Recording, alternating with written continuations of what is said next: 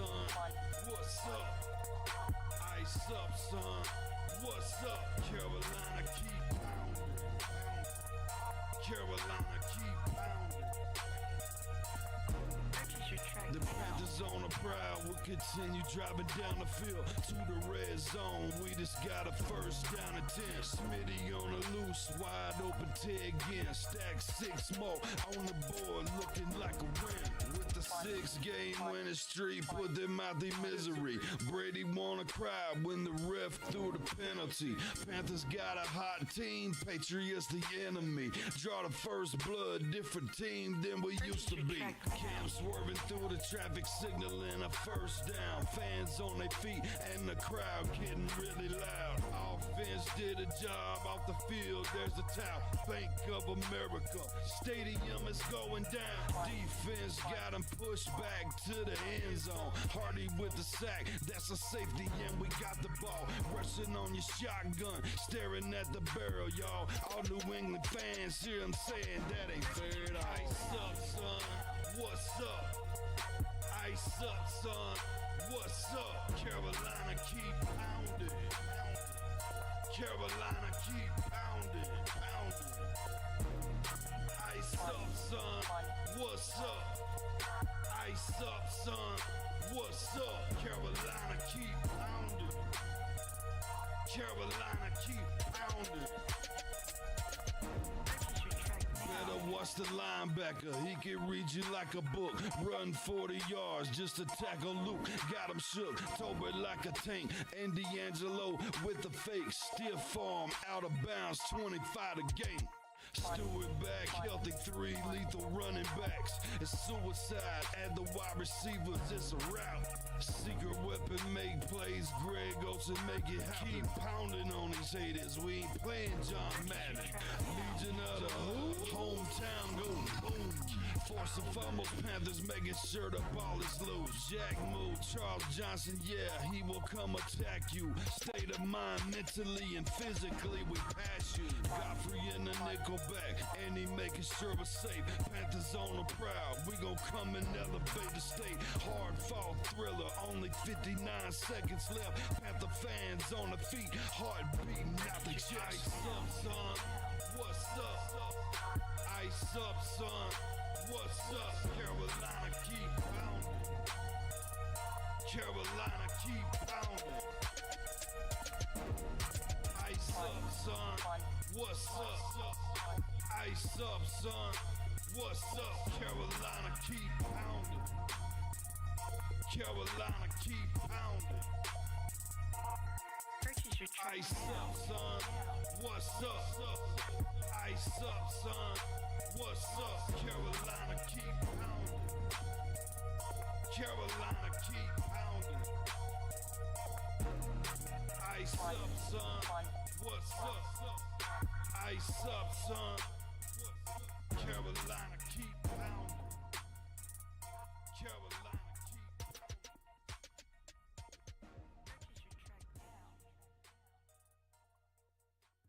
Hey, what's good, y'all? What's good? Round 3 of the Combine is here. Hit that like button, hit that sub button, hit that bell, select all, leave a comment down below if you like doing so. And don't forget to check out the Facebook group page. Keep Pounding in all caps for in-game posts, polls, opinions, and reactions to NFL news, such as scheduling for the channel and for the Audio Sports app. Keep Pounding Fantasy Bowl League. If you like the intro you see on your screen, go check out Lindara Ty on Instagram using her last name first, Ty, T-A-I.Lindara, L-I-N-D-A-R-A, for videos, panels, etc. to enhance your streaming experience as a content creator. Go check out Monster Sub and Grub out in Spartanburg, South Carolina for delicious subs. The owner is a Panthers fan. Tell him we sent you. He'll hook you up with some delicious subs. You still have to pay for them, of course, but they're delicious. Vinny's Pizza out in Duluth, Georgia. Go check them out. Best pizza in the Southeast. Don't believe me? Just try it. Try it for yourself. Don't take my word for it. Shout out to all the other YouTubers and and content creators out there doing their thing, especially Blitzball Champ and Carolina Bleeding Blue podcast in our umbrella of streamers, as well as C3 podcast, UNC 2020, Pat Coltrane, Clay with the Rockstar Report, Black Cat Panther podcast, and a few others in our Panthers genre. And outside of our Panthers genre, you got Ed Oliver for the Washington Commanders, and you've got Tom Grossi for the Green Bay Packers Patcast.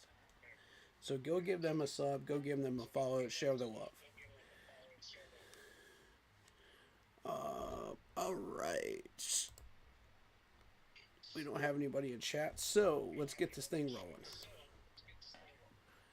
We got running backs right now. I'm going to switch you over to laptop real quick. Hold on 1 second.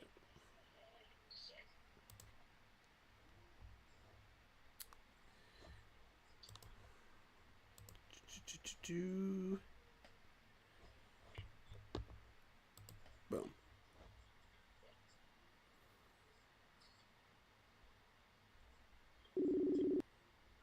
All right. We got Corey Rucker joining us today for another day of fun with the Combine.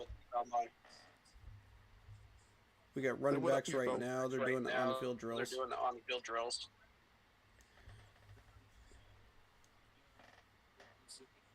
What's causing your echo, bro? I have no idea. Maybe on your end, because I'm not on. Funny thing, I'm not on YouTube. Oh, yeah, see. You're just on Messenger, right? You had it working yesterday. I know it was working good actually. It's working fine now. It's on your end. It's on your end. No, it's not on my end. It's working fine now. No echo. Good. Yeah, that's weird, dude. That's good because I ain't got to work. And it was work with also with the volume button on there. Weird how that works. Yeah. I got myself in the firehouse to watch this. Fire's so good. That or Jersey Mike. Their fries are good. What's the fries?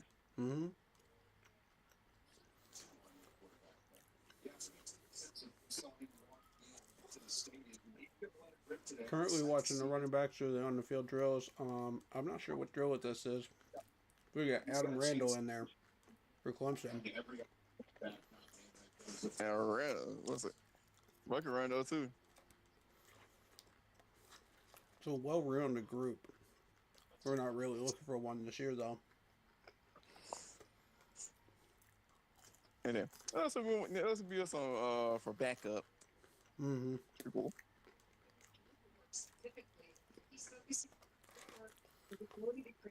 I still think it's a good idea to watch this just because you never know, we might draft one. Or I get picked up. So it's a good idea to have an idea of who these guys are as far as on the field drills. Just in case of that scenario. You're right.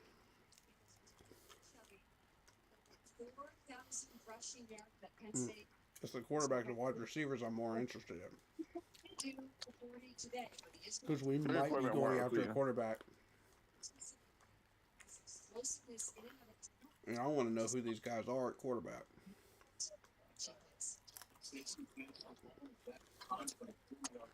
Yeah, especially like let's see what them like Tyler Simpson, then what they'll see what they up to.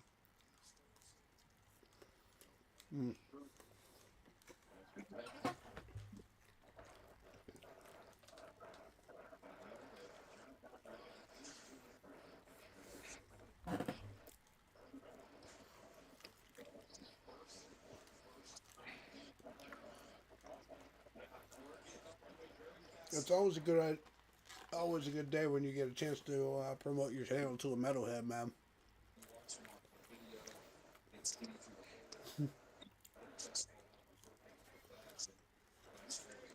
Did that pretty good, man. They're pretty good. I was listening to it on the way back. It's one of those death metal types, though. The screamy vocals that you can't really understand the words. I respect the vocal style, though. I do. I think it's a very unique vocal style that guy had.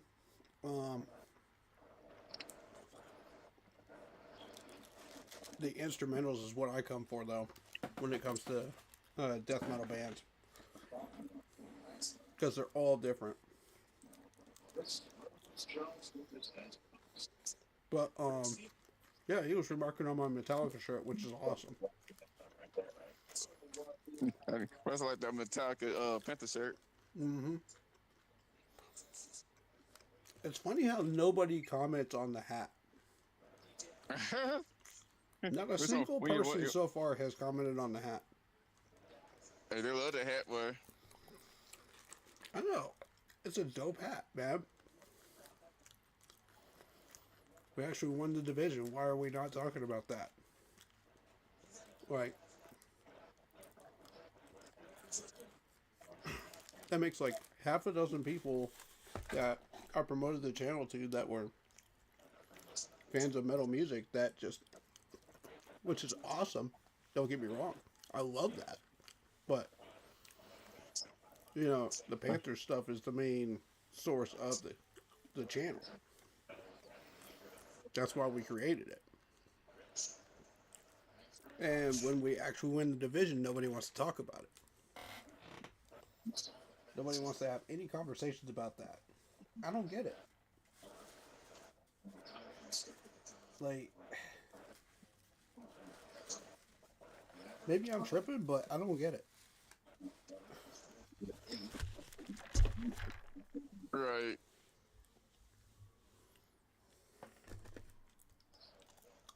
I love promoting to people, man. It's fun. That's why I'm always wearing my gear out. Always. And I'm always approachable, so if you're already a subscriber, come up and talk to me. Feel free. You know, out in public. I would love to have a conversation with you. I'm very approachable. Will Breece Hall get transition tied by the Jets?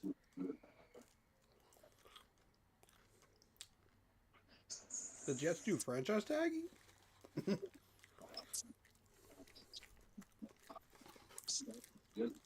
When was the last time you saw the Jets actually franchise tag anybody? Not too many. It's not too many. It's been a while.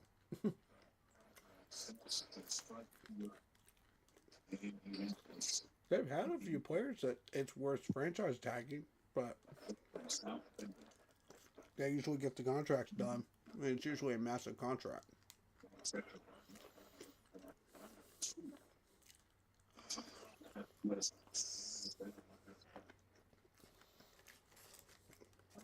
Any major news that we need? Ooh, Commanders are hiring a tight end coach. The Commanders never hired a tight end coach. Oh, man. Falcons hire Tony as a defensive pass game coordinator. Raiders hire Holtz. Titans Nick Holtz as an offensive play caller. Packers are hiring Accord, special teams coordinator. And that's your NFL news so far today. That's weird because he gets pretty far away from the guys that are trying to back him. Those Browns are good. Rashul Faison. Faison tore our defense up, bro. When we played South Carolina. That's a tough running back right there. Tough guy, too, tough. He's a big guy, too.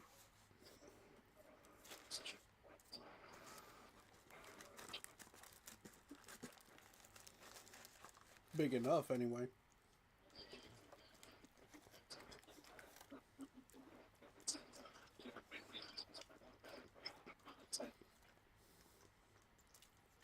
Jeremiah Love. Jeremiah Love. He gonna be a top fit. So it's definitely gonna be a top. He'll definitely be a top fit. Mm-hmm. Mm-hmm.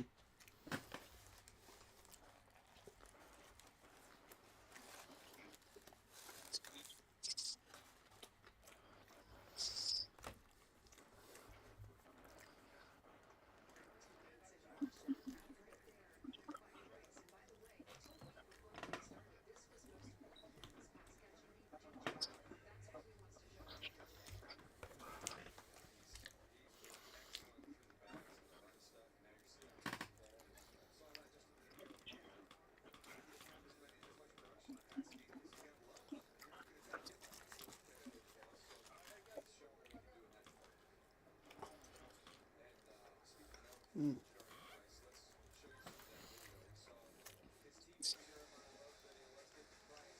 Who out of the running backs is your favorite ones? Thus far.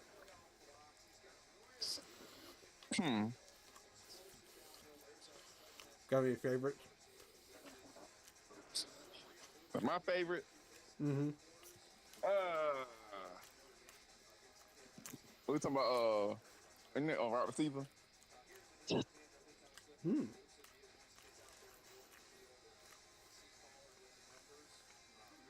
One of the running backs I did like to see definitely Jeremiah and the guy GM Miller. Yeah, one. Okay.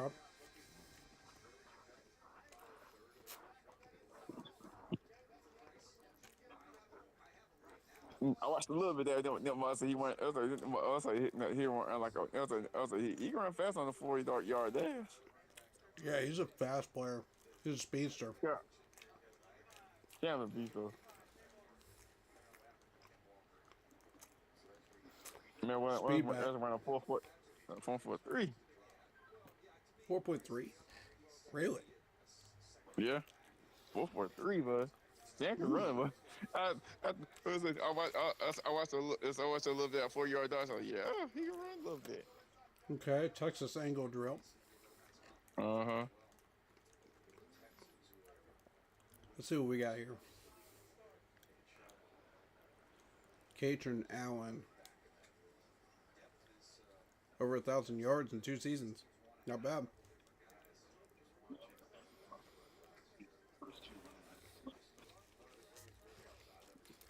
Alright, so this drill measures your ability to shift into a check down roll. Yeah. Going out for a pass.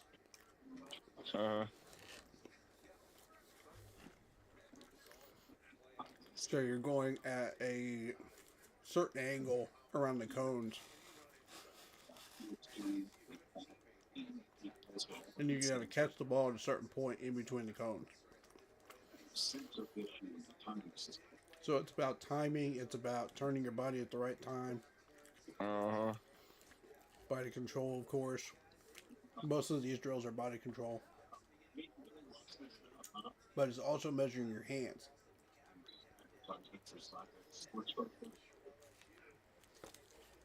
Your ability to catch the ball. In stride on a route.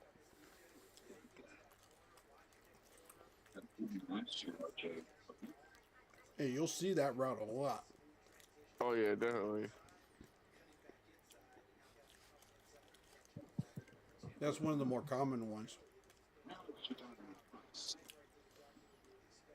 Oh boy.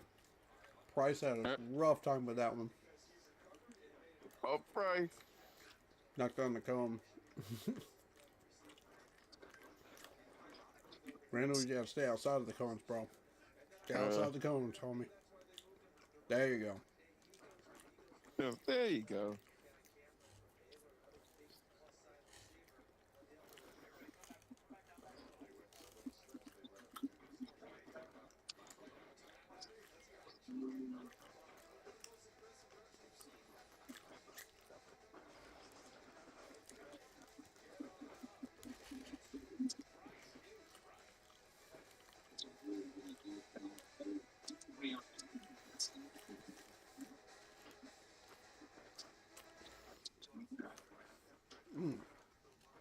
Good sandwich.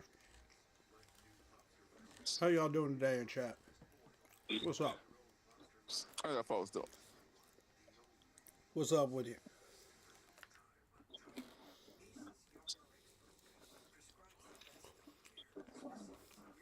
Alright, so I know Unc watches my stream, so I got a question for you, homie. You said in your stream you didn't want Jacob Rodriguez in the second round. What other talent are you looking for in the second round? Yeah, what other talents? Because, and that's okay if you're watching my stream. It's cool. You know, I don't mind you taking my content. It's cool. So, we can ask him. Hey, You got my permission. Don't mind sharing. It's cool. Yeah, man. We gotta share. You know, we gotta work together. Content creators, homie. You know what I mean? I use yours every now and then. You use mine.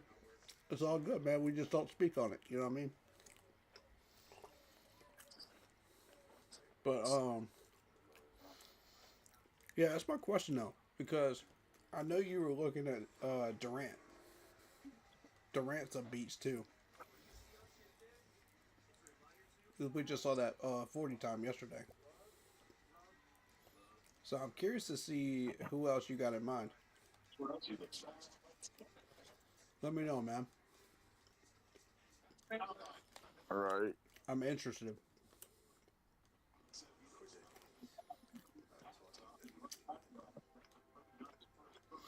I'm open-minded.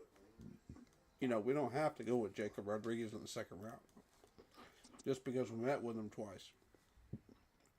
And it's got that speed. You know, I'm totally open to hearing what other people have to say. So, yeah, man. Feel free to speak your mind. If you want to come up in here, feel free to speak up your mind. Speak your mind. Let me know who you like. I'll take a look at them. You know, I'm not picky. Out your curiosity, also who you like to pick from the for the team. Yeah, we love content creators up in here, man. Oh, Please yeah. do. Well, We'll show you some love, man. You know what I mean? Hey, we can be, you can be the co-hosts too. Mm-hmm. That can be a special guest. Yeah, feel free. Feel Hit free. me up if you want to join the streams or anything. Well, any of you.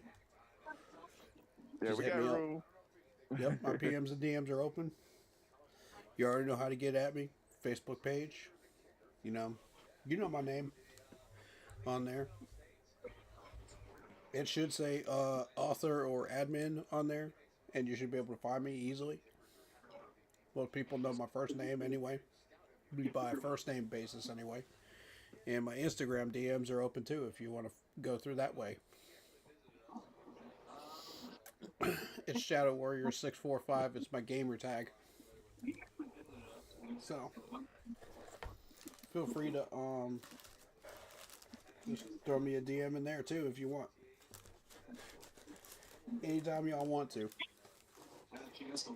I'll let you know if I'm busy or not. You know when I'm not streaming, so.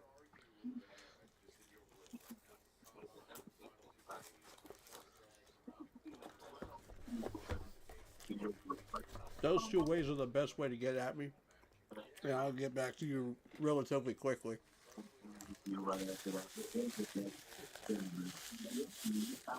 Or if you're in the stream, just chat. Yep. Well, they got the Chargers head coach up in there now.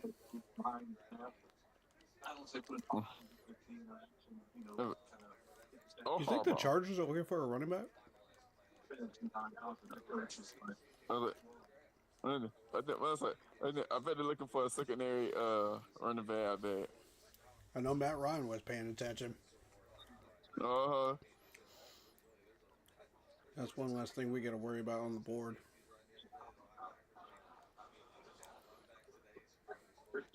Because if they take a running back, that we don't have to worry about who we're going for. All right, what is this drill?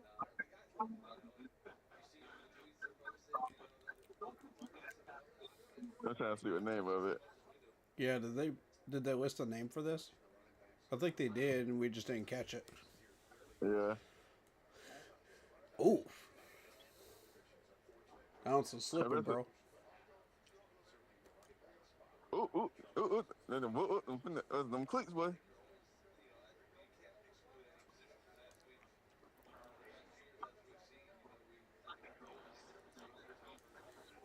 I wonder if it's just body control, though. I wonder if it's not the cleats. It could be the cleats. It might be body control. Because, I mean, if they continue to do that on, like, 4 or 5 different drills, then it's body control issues. But if it's... Okay, it's pivot drill. Yeah, pivot. There it is. Yep. But if they just slip up on one drill, I'm going to go ahead and say it's cleats. You know what I mean? Yeah, it's a cleat. It's not them. Yeah. It's my shoes' fault. Yep. It's not me. 1 or 2 of them, yeah, we can give them a pass. You know what I mean? Yeah, give him a pass. Well, but also you have to make sure that your equipment is on par with what you need to get done. All right. So you're cutting at a certain angle to the right.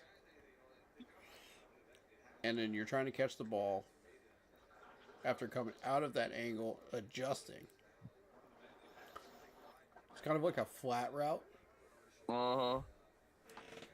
To the right side, towards the sideline. You're going outside of the numbers.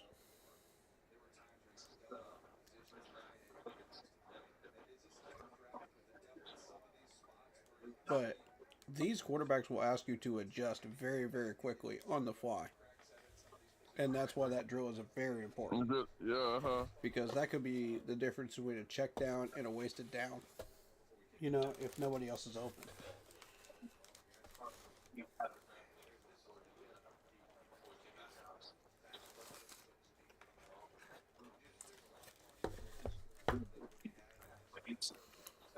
So some of these quarterbacks will have to end up throwing it over the head of the check down guy.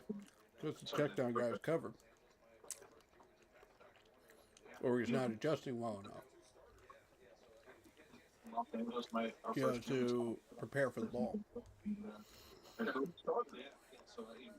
That can absolutely be a thing. Uh-huh.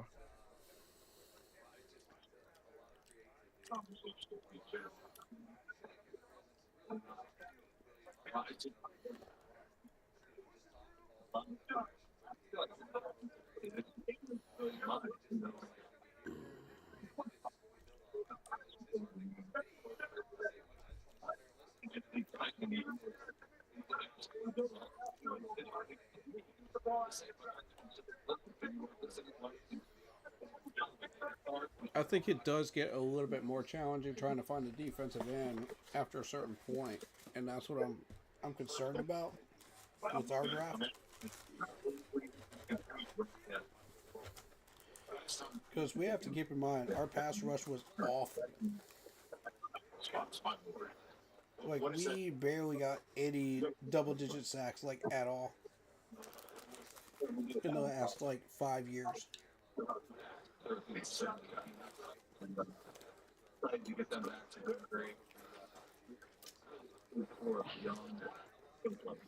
So I'm looking at safety, defensive end, maybe a defensive tackle first round. Maybe.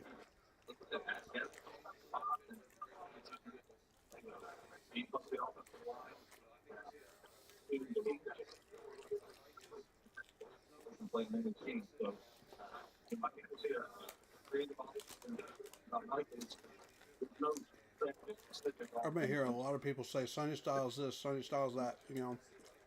And I'm like, bro, we don't even know that Sonny Styles is even gonna hit 19. We don't know he's gonna drop that far.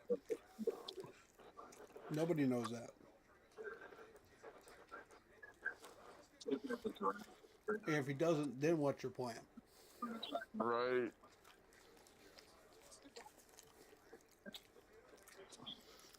See, all I hear about is, oh, Sonny Styles is a lot. Sonny Styles is a lot. What's your backup plan? Nobody's got a backup plan. Nobody got a backup player.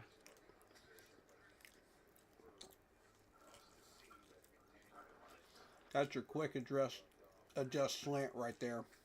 Drill. You get about 3 or 4 yards out of that. 5 or 6 if you're really good and athletic.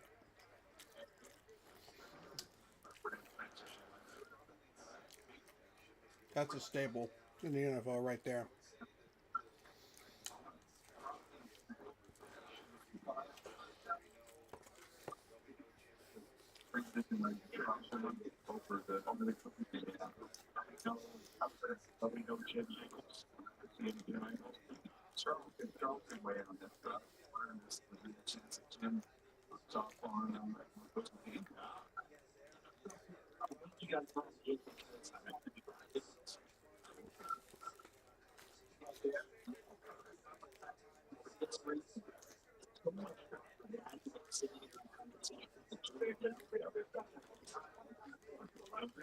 March 9th, free agency starts.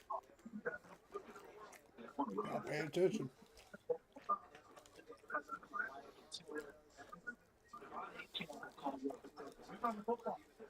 It's going to get wild on that day. Oh, for real. Mm-hmm.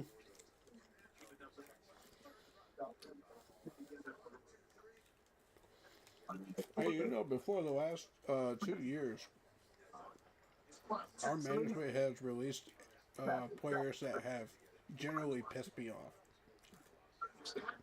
Oh, for real. Yeah, I was not happy that we had to release them. We let go of talent and we didn't get anything back for it. But the last 2 years, we've been very, very vigilant with that. And I'm very pleased with that.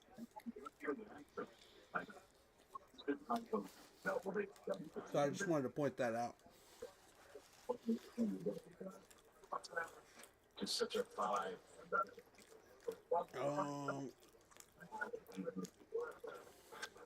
Flare route. Drill.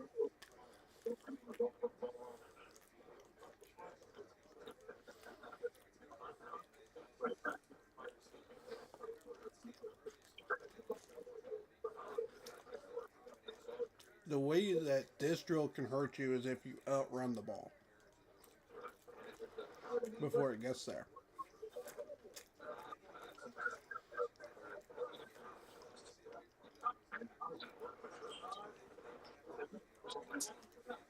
So this is going to be tougher for the ones that are faster on the 40 time. It's echoing again.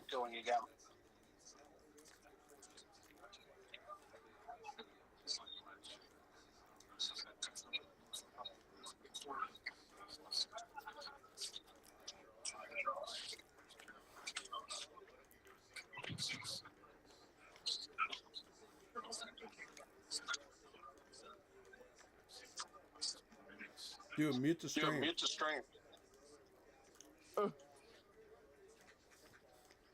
Okay, Sel. I like this round too. Mm-hmm.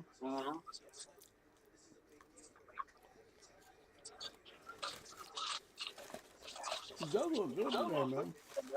Oh, the flare route. No, flare route drill. Fourth Clemson player to reach 750 yards plus.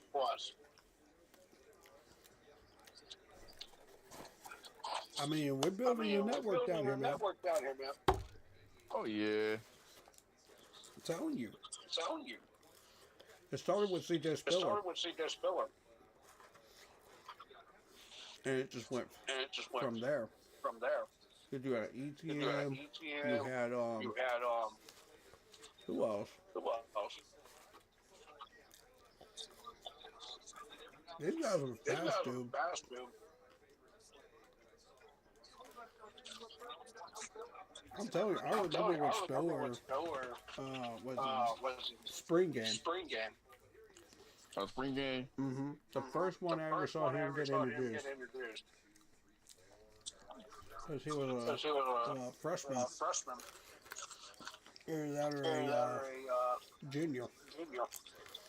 And this dude started ripping it up, man.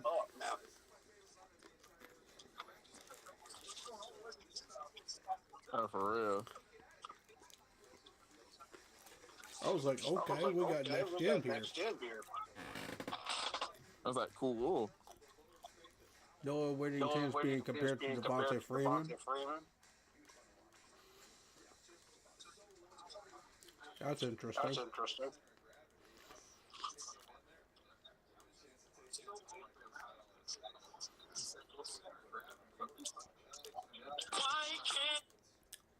Ooh.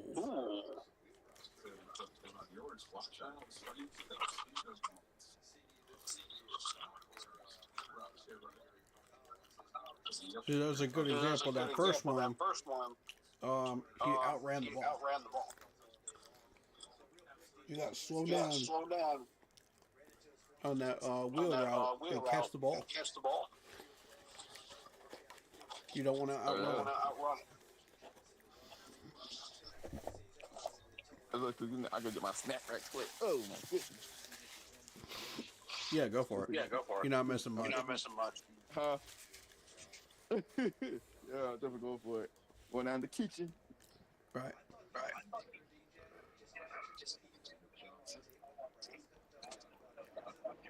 I thought he was thicker, DJ. Just watching the video on Nebraska, Johnson.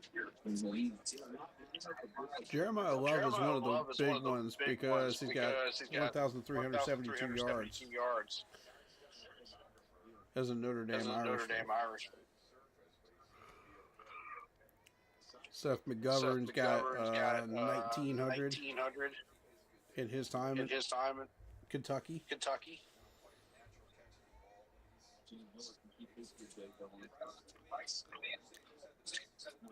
Ooh. Price got overthrown.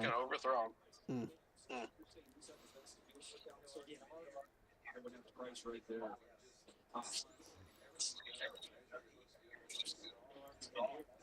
Just the body control.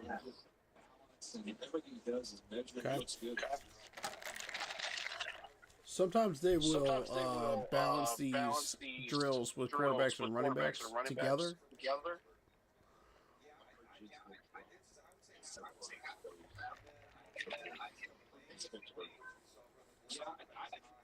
Where you're testing the quarterbacks too.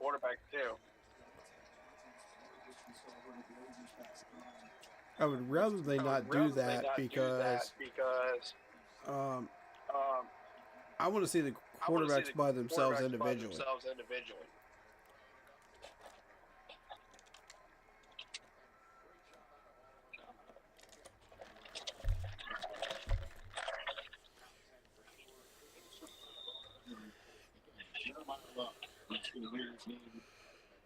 And for sure, it couldn't even be top 5. He could have just tapped out. It's predecessor at the time. Good on him for showing up here and showing up what he can do. At the same thing as one of them has like a real brace thing on his leg. Did he like break his foot or something? Like, what's up with that?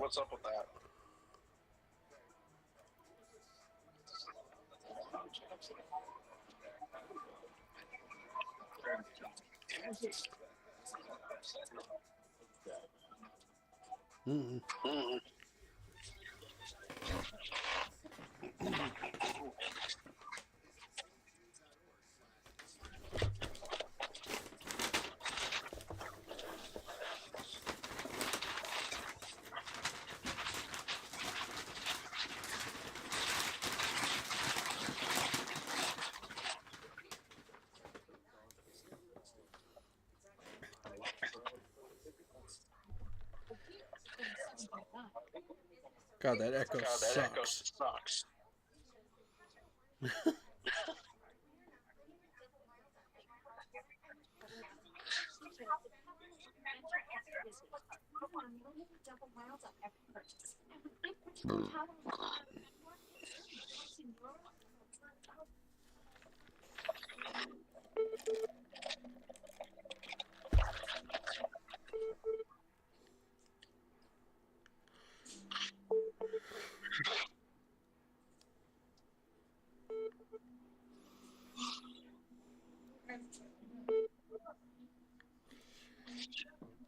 Somebody must be calling him.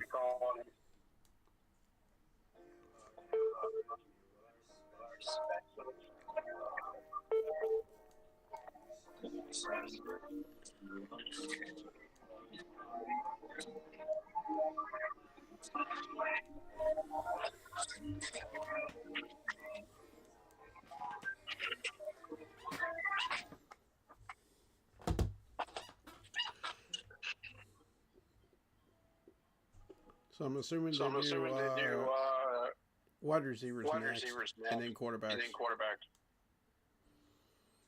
My guess.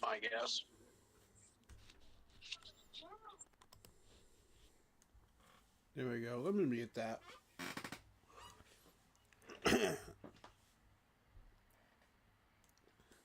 That way I can only hear the echo.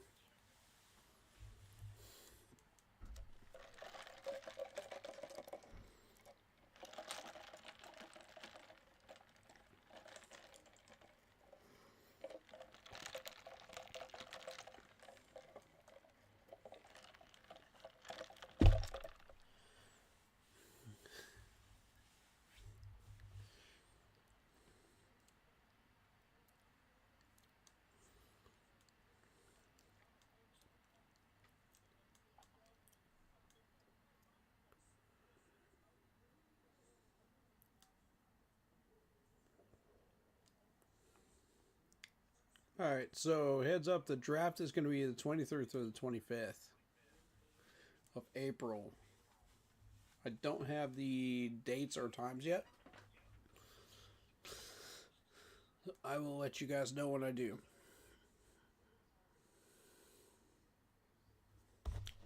Matter of fact, let me look them up. See if they've posted the schedule yet. I don't think they have.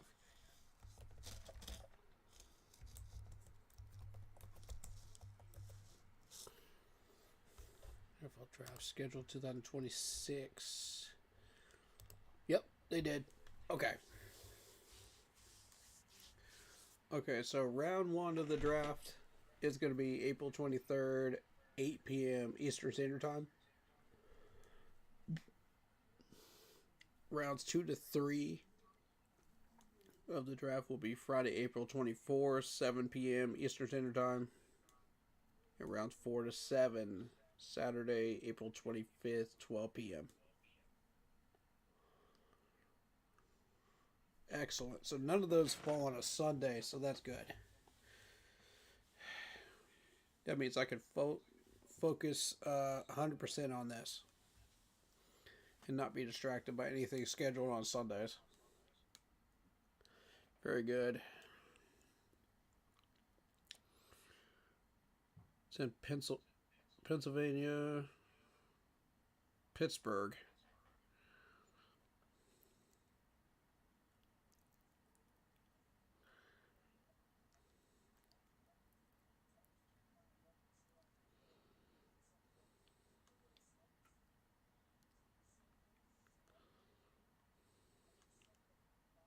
They're saying Jeremiah Love's body control is very good. And I see that now watching these drills again.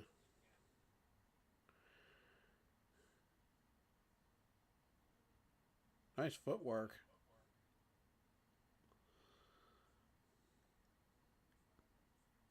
Yeah, I see what they mean now.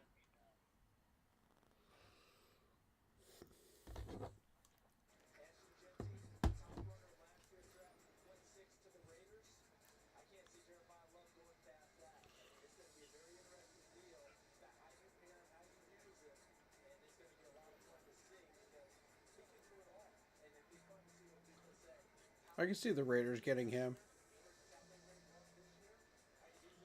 He just seems like one of those players. that they would try to pick up.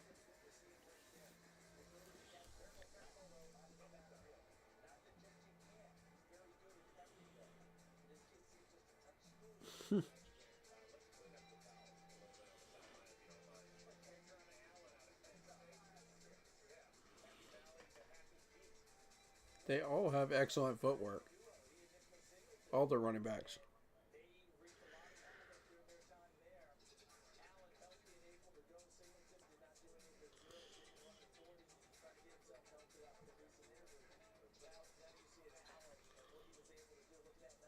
Okay.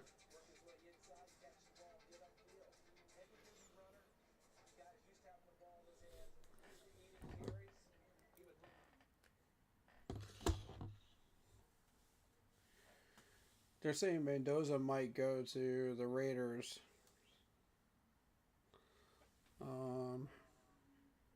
I doubt you see a running back in the first 10. It hasn't happened in a long time. But Jeremiah Love might go to the Chiefs. It's possible.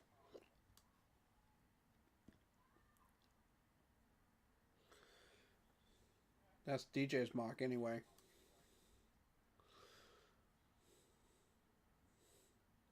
Do I feel like that would be a thing, though? I don't know. Ooh, that one has Sonny Styles going to the Buccaneers at 15.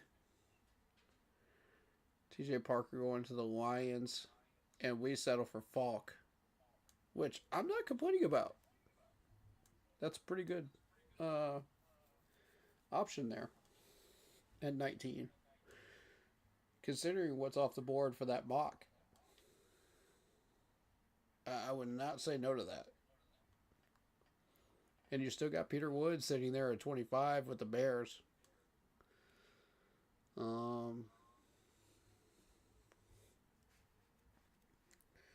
Yeah.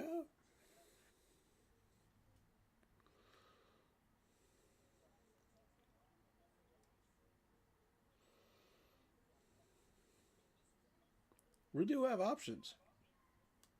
On the first 3 rounds, we have options.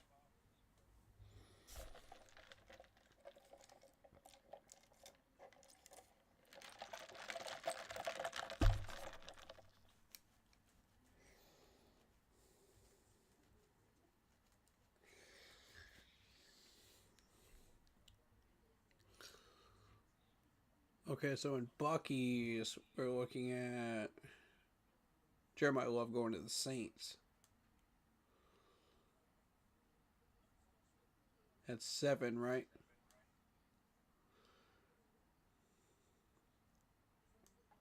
Messidor to the Cowboys at 12.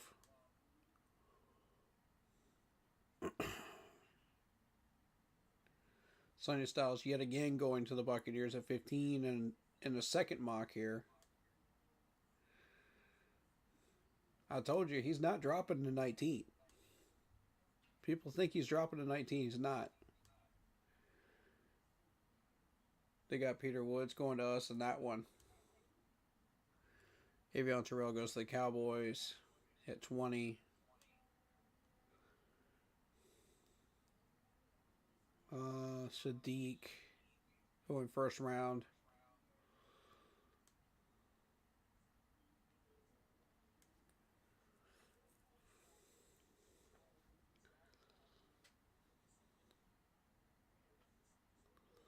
Dylan Thiemann makes it up to first round with the Rams in that mock. CJ Allen. Howell at 32 with the Seahawks. Which Howell had body control issues. So it showed up in like several different mock drills yesterday.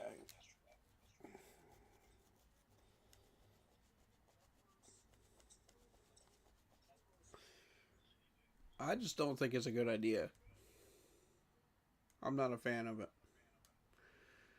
Jeremiah Love at 8 for the Eric Braun mock draft. Sadiq at 11 with the Dolphins. Sonny Styles with the Cowboys at 12. See, in every one of these, Sonny Styles goes 10 to 15. And that's what I'm saying. I don't see it. Avion Terrell to the Lions, 17. McNeil Warren. We get Falk at 19. In that one. Howell goes to 22 to the Chargers. Colton Hood to the Jets. CJ Parker to the Bears at 25. CJ Allen to the Bills. Proctor to the Texans. On that one. Messidor to the Patriots at 31.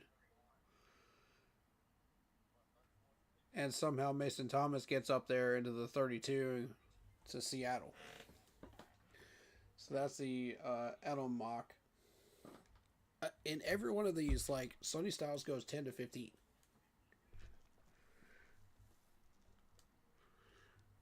So let's see the Lance Zierlein.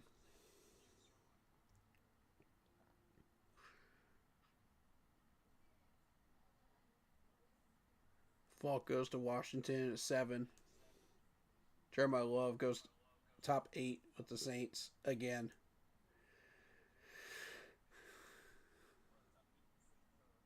Yeah, it seems like Love just keeps getting into the top 10 there.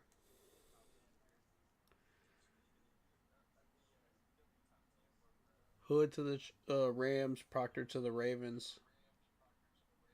Sonny Styles to the Buccaneers at 15.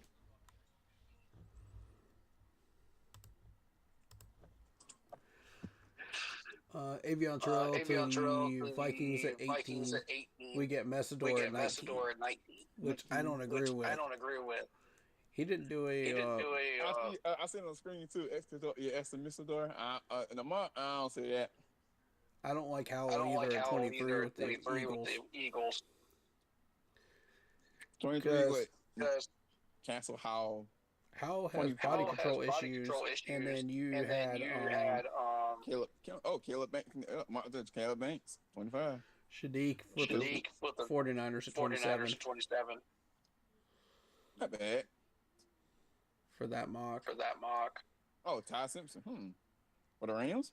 It's always interesting to see who jumps up to 31 and 32. Yeah, I know. That's the Lance Zierlein mock right there. Mock right there, yeah. He's honestly, and I don't like Messidor because this dude did not do any drills. Yeah, here it is once again. All right, so this is the Charles Davis one. Charles Davis mock draft. Saints take Cardinal Tate on that one. You see Washington get Manor. There's Sonny Styles at 10 with the Bengals. 10 to 15. Consistently. Sonny Styles. That's good. That's exactly what I predicted yesterday, wasn't it? Yeah, you did. Falk to the Ravens. 14. Howell, Buccaneers. 15. Messidor to the Lions. 17. Love to the Vikings. 18. We get Caden McDonald. Defensive tackle, Ohio State. And 19. That's not bad. Peter Woods at 21 with the Steelers. Colton Hood at 22. Peter Woods and Clemson. Yep. Steelers. There's Banks again. Top 25. Shadiq with the 49ers 27. That seems like that's consistent. Rams take Terrell at 29.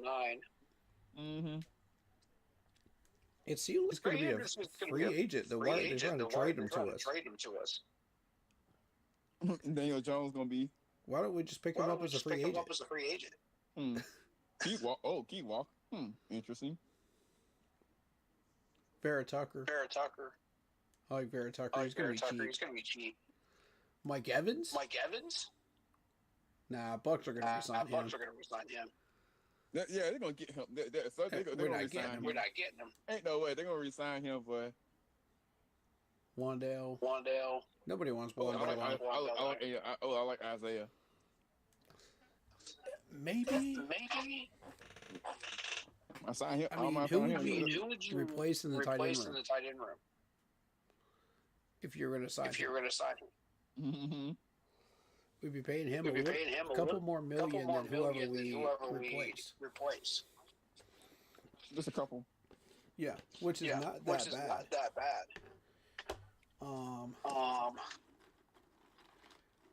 I think we're good to run it back, though. Maybe straight, yeah.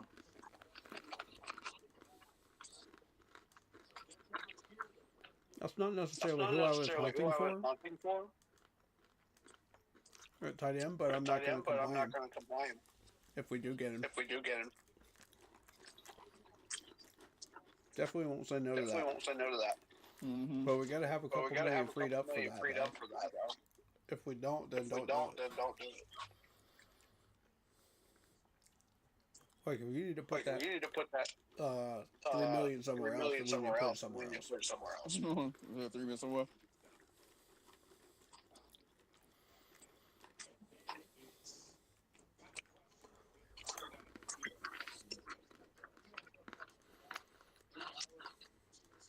Love runs a 4.36. And Carson back. All right, so tell me about a couple of the quarterbacks, man.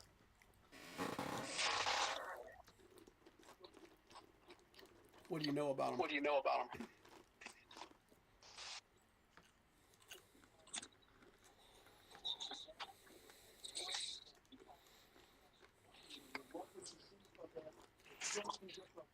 Who's your recommendation? Who should we look at? Was there a recognition?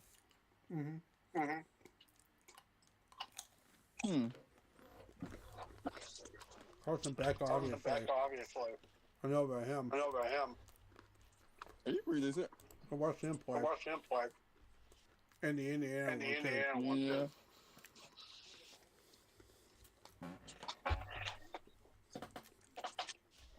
I know about Cade Kubinat.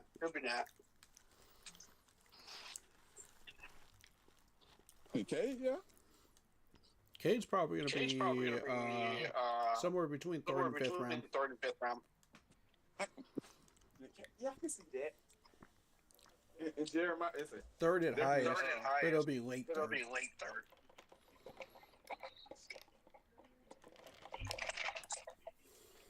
And above Ohio State, he's gonna be first. I'm not gonna see him in the first round. Yep. Pretty good chance that Carson Beck goes first round. Oh yeah.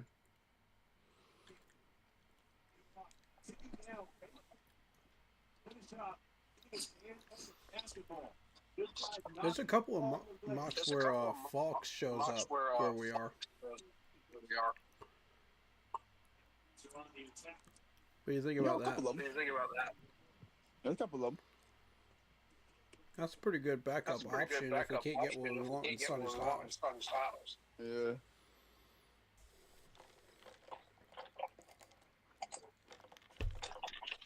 I would definitely say yes to Falk. Definitely.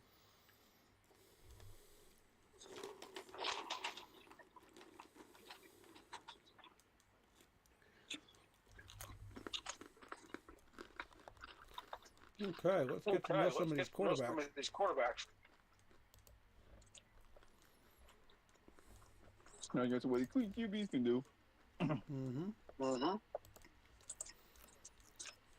Mendoza, we already know about. Oh, Mendoza's gonna go first, though. Ty Simpson's going top 15 as well. That's a costing bit, though, too.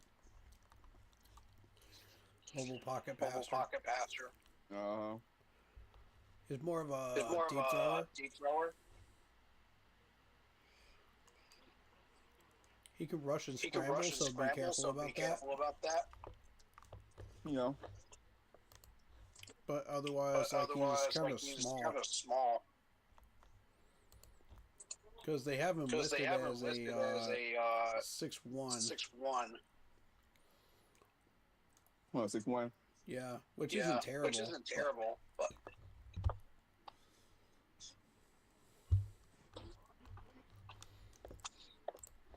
at least he's not lower than a 6 foot. You know. All right. Bryce Young's about as tall as I am. I'm 5'8". 5'8".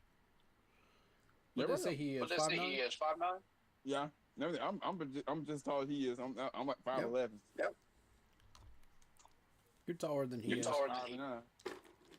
And me. And you, and you. Yep. I'm about the same size as Bryce. Yeah, you about some guy, bro. Height-wise, but not weight-wise. Weight-wise. I'm 5'8". You weigh about a good 1 Ed. Weigh like 200 something. 200 something, yeah. I don't know what it is now. I haven't checked in a while.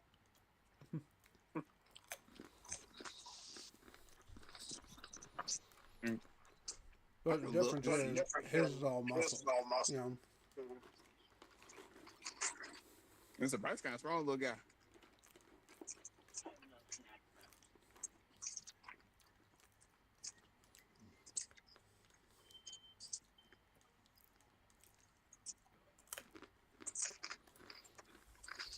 Yeah, about 5.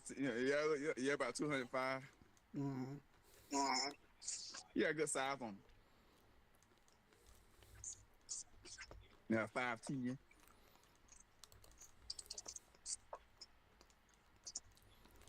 Garrett, New Mexico. From LSU. LSU. Okay. 7.4 completion percentage. 12 touchdowns. 5 picks. Not bad for an SEC guy. Well, it's not bad. His release speed is 95%. 95%.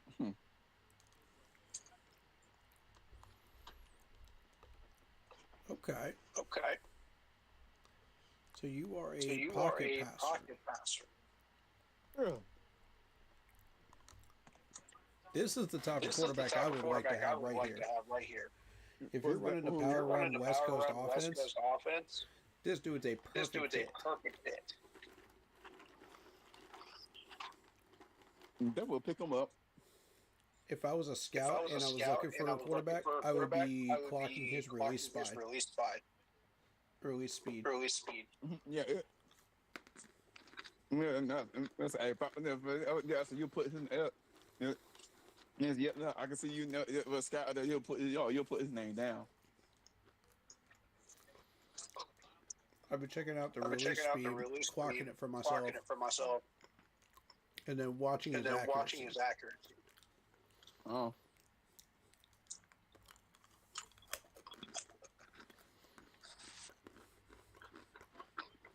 I've been watching his follow through on his throws. Okay. You know, how are your feet placed? How are you getting enough power for the throw?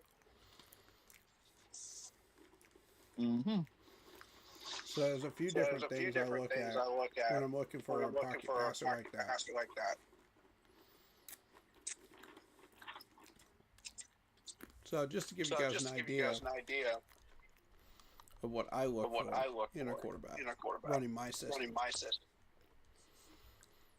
Now, it's not what we're running because we're running an RPO. Yeah, nice little feet work. RPO West Coast spread.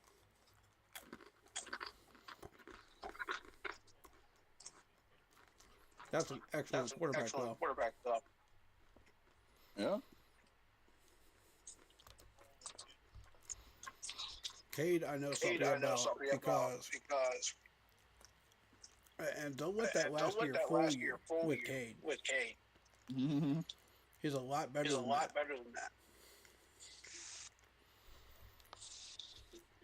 Yeah, he did have 6 interceptions last year, but he had 16 touchdowns. Mm-hmm. 65.6 completion percentage. He still racked up almost 3,000 yards. I think that 60% needs to be higher. The offensive line didn't allow him to scramble that much last year. So that may be something the scouts will be looking at on Pro Day. Yeah. Not necessarily the Senior Bowl, but the Pro Day. On Pro Day?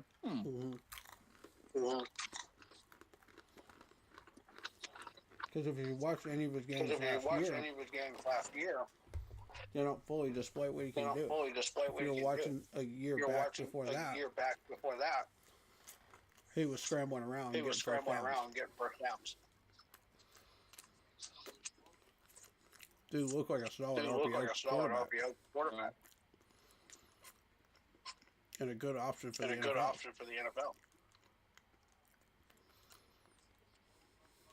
It's unfortunate that last year kind of led to his detriment on that. Right. But decided to come back. Because he was doing really well before that. Mm-hmm. He would have been a top 10 quarterback.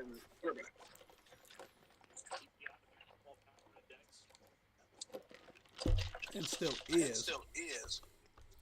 However,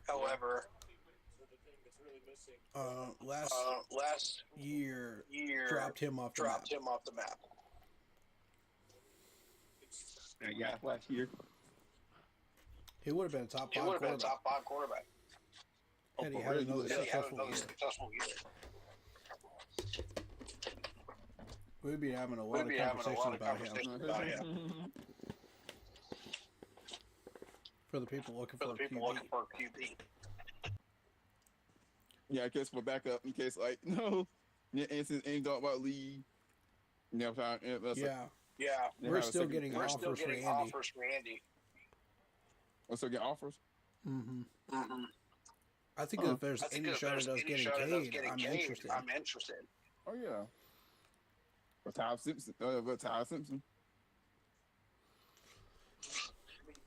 I mean, we might have a shot at Carson Beck, too.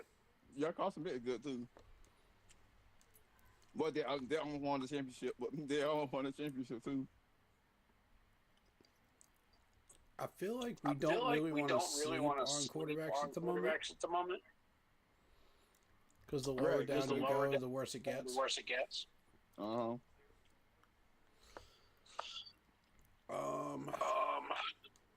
I'll definitely take a chance, though.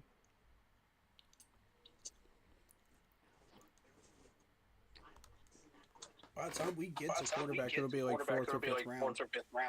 Yeah. That's the problem. Because we're trying to get a safety, we're trying to get a linebacker, we're trying to get an edge rusher.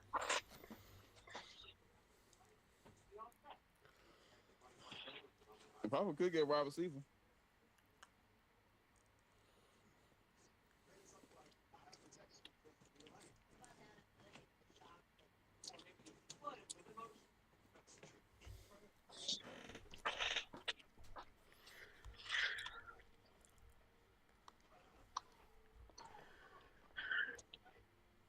So I think we start learning about the quarterbacks after Cade. Since we already know about Cade. Drew Aller from Penn State. 8 touchdowns, 3 picks. You on something on that? Mobile pocket passer. Good percentages. I like him. Short pass, he's 68. Mm-hmm. See, if you're going to run this offense, you've got to be able to short pass too. You got to be able to hit all 3 regions. Right. Now these percentages could be right. They could be a little bit off.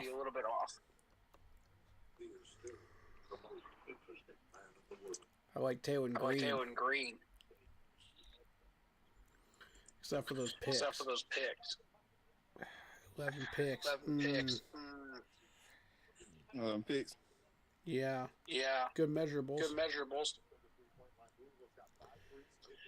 Good medium and long passing. He can rush and scramble, which was his calling card, really. Decent release speed.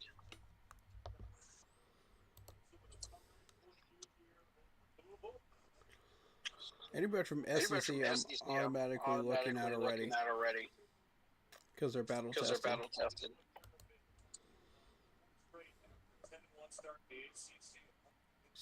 64% from Miller Moss. Good numbers. Pocket passer though. And a deep thrower. Not what we're looking for. Jalen Daniels. Kansas. 22 touchdowns, 7 picks. Nice. Mobile pocket passer. They like his 40 time. But he's a deep thrower. He can do the rest, but he's a deep thrower. Yeah, deep thrower. Yeah, that's his calling card.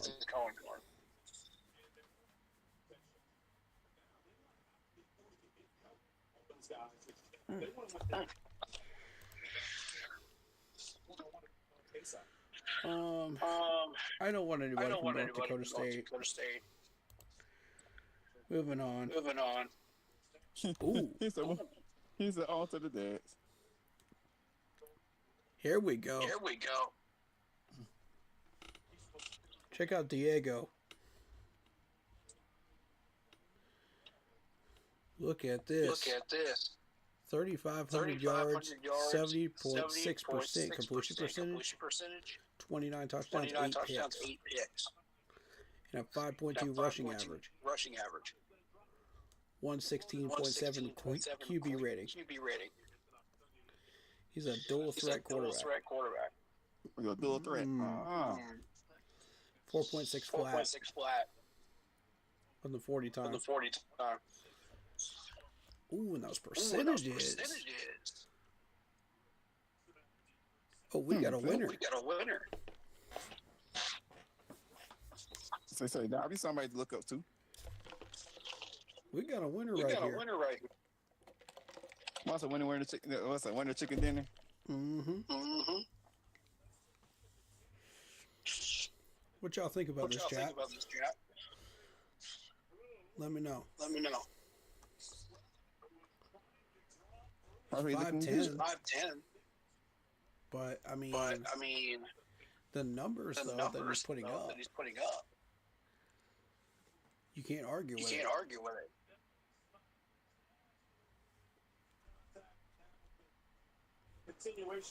That's beautiful number.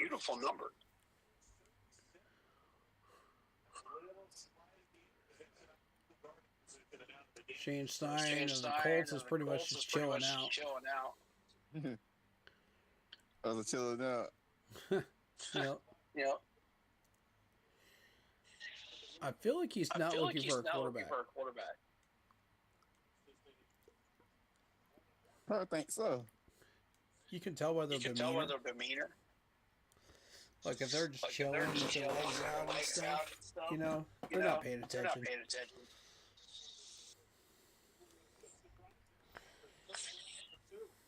They're going for a free agent QB. They like Daniel Jones. Yeah. They're locked in on him.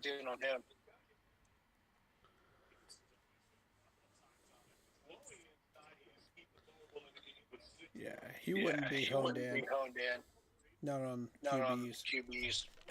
Makes sense. I feel like Daniel Jones found the system, though. They just have to build around him. Yeah. That's on it. Can we get rid of that echo? I thought I did. Hold on. No, let's unchat that. Hold on. See workers. It's horrible. It's horrible. God damn it. It's so It's like, gross, bro. It's crazy. KC Conception goes to Seattle and DJ's mock draft. Mm. Okay, you hear no? I know. Okay, now you know. Can you hear the echo? Hello. Still got the echo. Huh? Echo's still there. God damn it. Technical difficulty. I'm gonna call back on this thing. God dang it. All right, I'll be here. All right.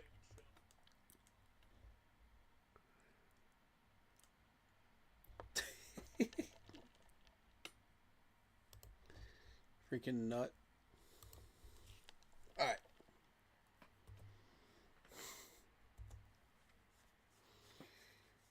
Taylor Green running the 40. And then you got King on his first 40 time.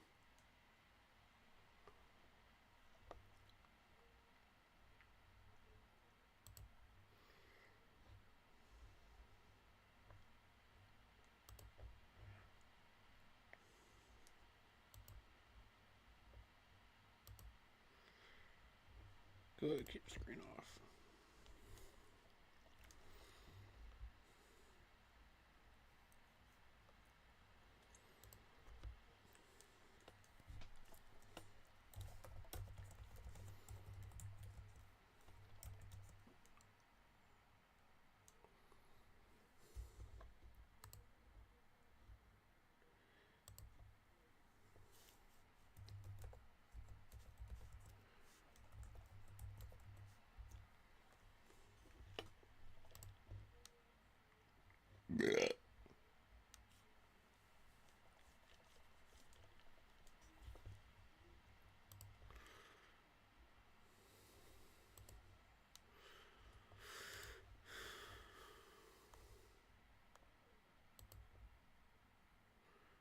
Jay Aguilar.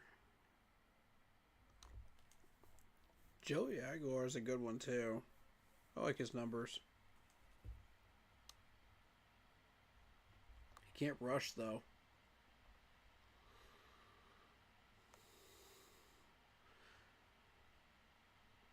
He can scramble a little bit, but I mean,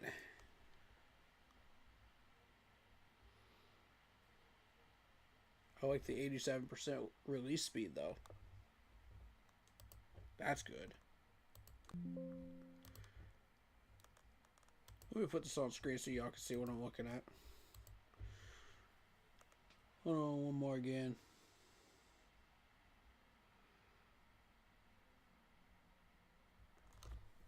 Kevin Stefanski just has this blank look on his face from the Falcons. He's just like looking out like you can't even tell what he's even looking at.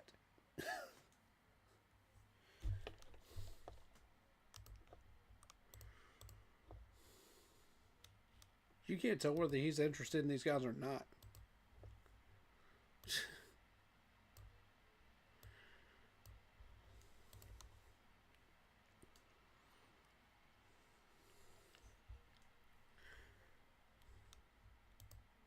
I mean, that's really a good way to just show your face on cam as a coach at the combine, because you don't want people to know, oh, okay, I'm looking at QBs, you know, I'm alert, I'm fully paying attention, you know, and paying too much attention, you know, and showing up like that. But at the same time, you don't want to be too relaxed either, because people are going to say, oh, well, maybe he's not interested in a QB. You know, so it's body language and it's demeanor. So I think that has a lot to do with with understanding these coaches and who they are, personality wise. And if you know who they are, you know how they act, then you'll be like, okay, maybe he is paying attention to these guys, but he's just laid back. But his scout is doing all the work for him. See, when you got these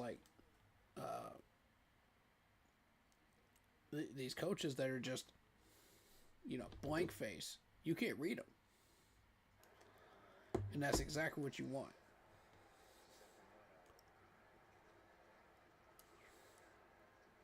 You're not giving away the store position-wise, but you're also saying, maybe I'm not interested in this position.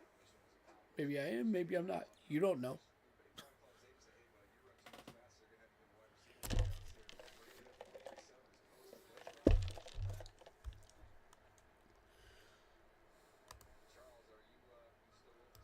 I love it personally. I think it's pretty cool to be stoic like that.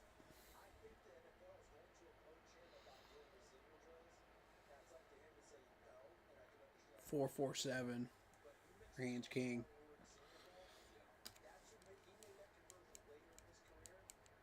See if he beats that.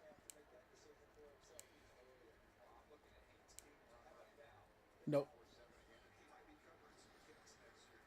447 again. Okay.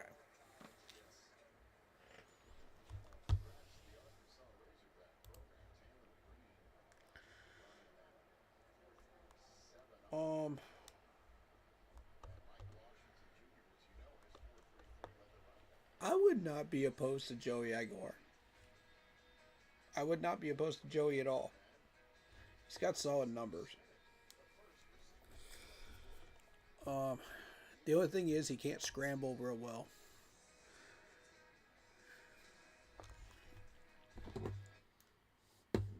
Which, I mean, in college football, that's an acquired skill. You can coach these guys to scramble around, but you can't teach them speed. Either they're fast or they're not. So. Let's see.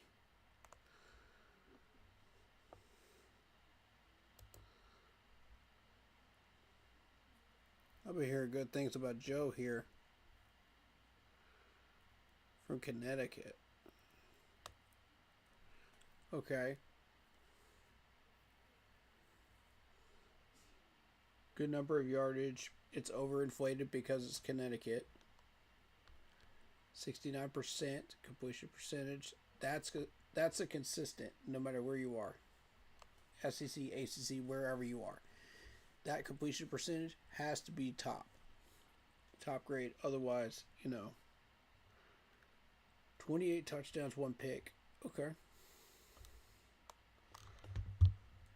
He's a pocket passer, though. It's not what we're looking for.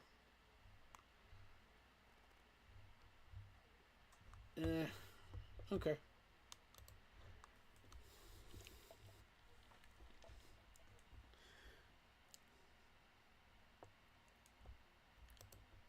Haynes King.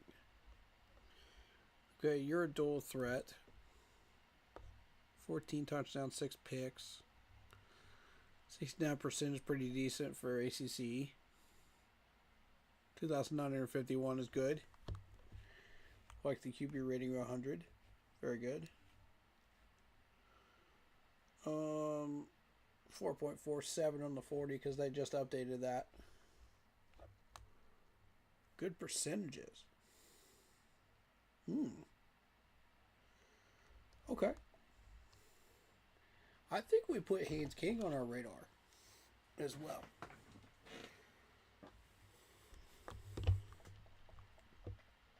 He's 6'2", so it's a decent height, For people complaining about that.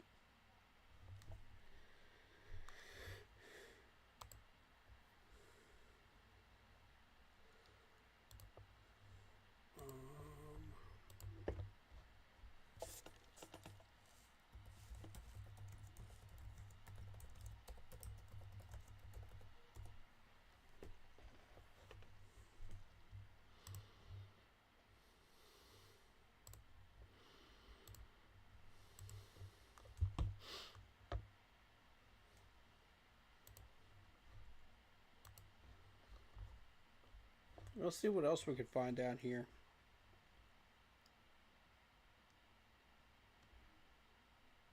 Because remember, Tom Brady was a 6th rounder. I just want to remind people of that.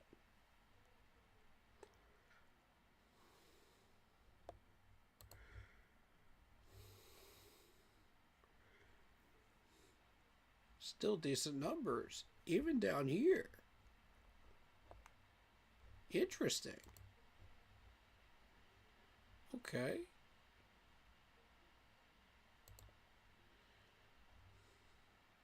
and 9 ratio. Ugh, that completion percentage though for Kyren. 56 is not it. You got to be over 60, man.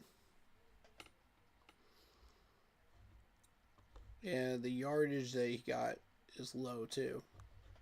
That makes sense. Yep. That's the cutoff point right there. Northwestern, I mean, Northwestern had a decent year. You would have liked to see Preston throw a little less picks than he did. But, I mean, decent numbers. Not really what we're looking for there. Tyler Van Dyke.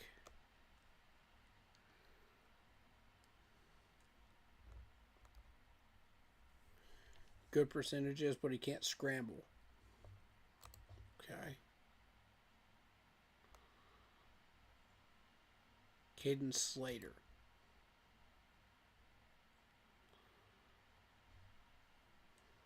That touchdown to interception ratio is not exactly it. I like the completion percentage. I like his 40 time and his vertical. But deep threat and runner. That's really all he is. Okay. I think we found our 2 that we want to focus on.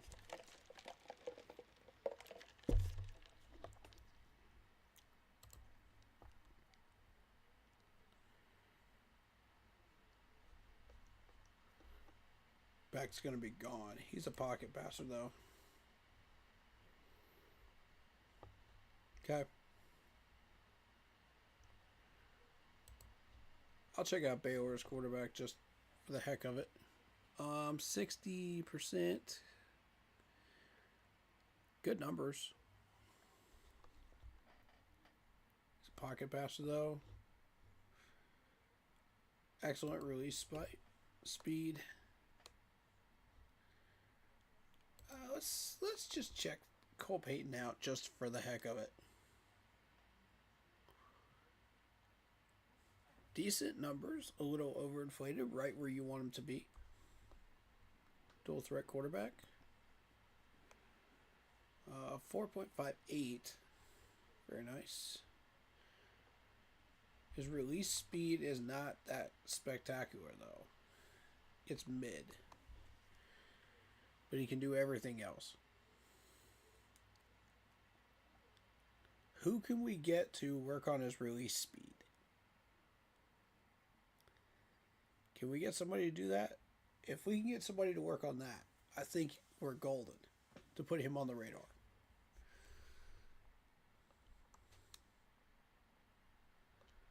I would be interested in that.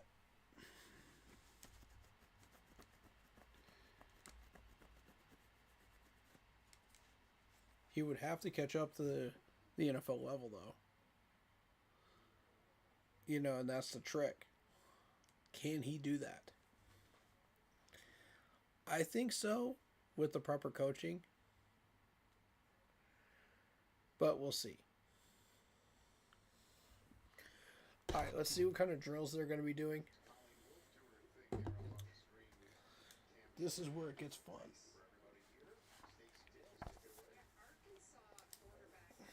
Green is also doing his thing, Rich. Oh my goodness, he is putting on a show.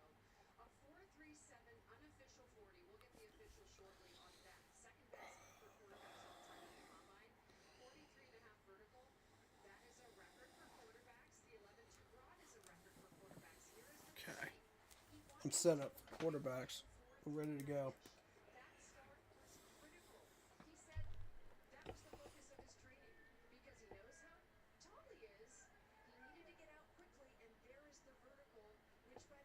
$43.5 for Taylor Green. Impressive for a quarterback.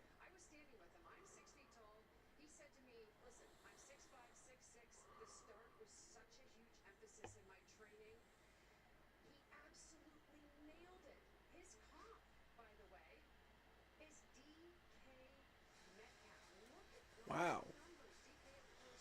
He's being compared to DK Metcalf?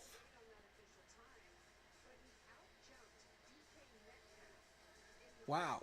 He actually outjumped DK Metcalf in the vertical.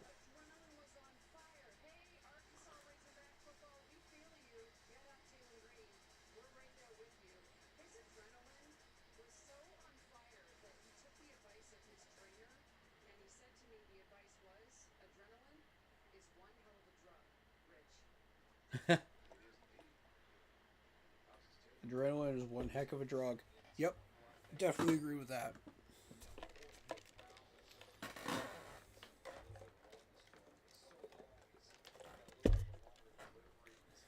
Definitely agree.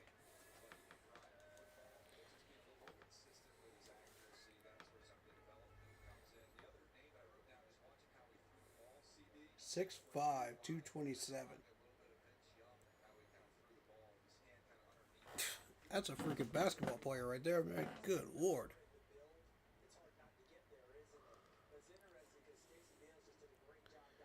Tell me something. Everybody that follows NBA, do they measure the hands of the NBA players? I'm curious about that. When they do the NBA drafts and stuff like that, do they measure the hands? I've always wondered about that. I would imagine they do.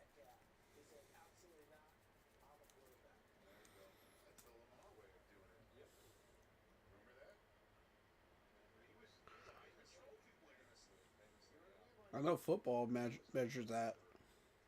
I don't know about the other sports.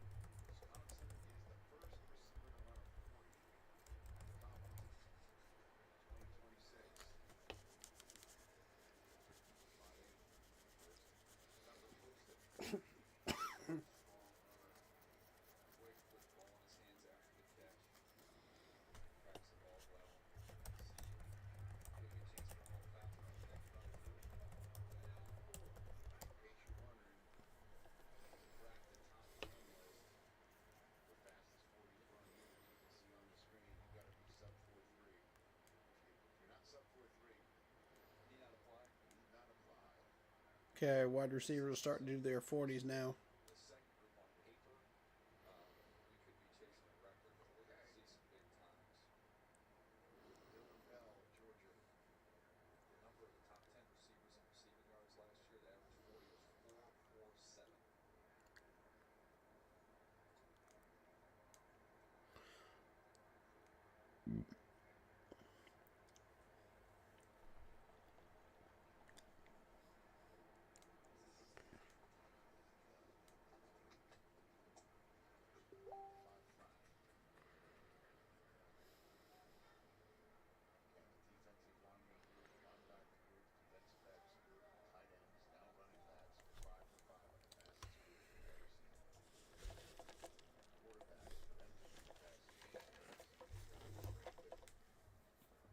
Okay.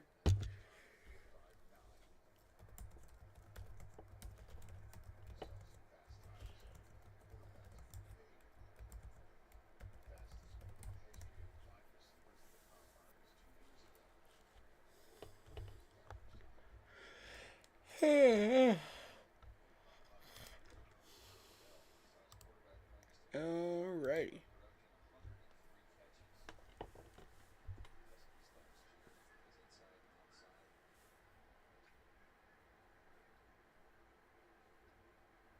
They're running the QBs and wide receiver 40s together so that they can then combine the QB and wide receiver workouts together,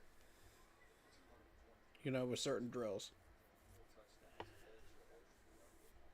Which, I mean, it's efficient, but I don't know. Sean Payton's paying attention. He's interested in some wide receivers.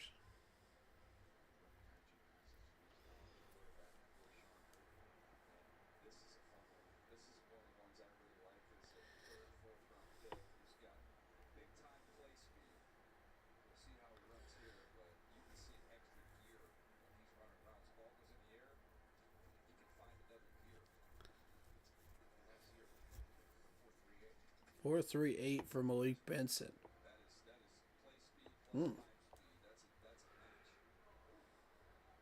Okay. I was looking at Zachariah Branch and Jeff Caldwell. So we'll see them in a minute. On the 40 time.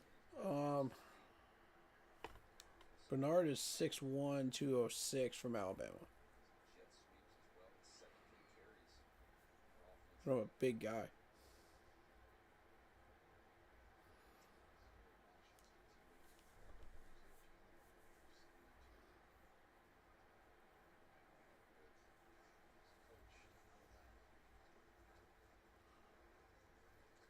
Four, 5'2".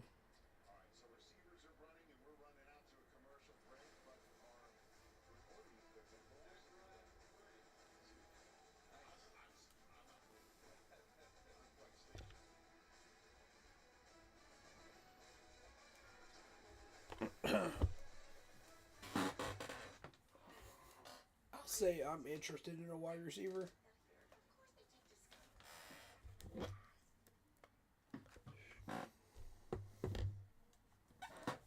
I think everybody wants us to move on from Leggett. I want us to upgrade on David Moore instead of Leggett. That's just me personally. I know people are going to say what they want to say, you know, with that. But I think give Leggett another year. I think he'll be all right.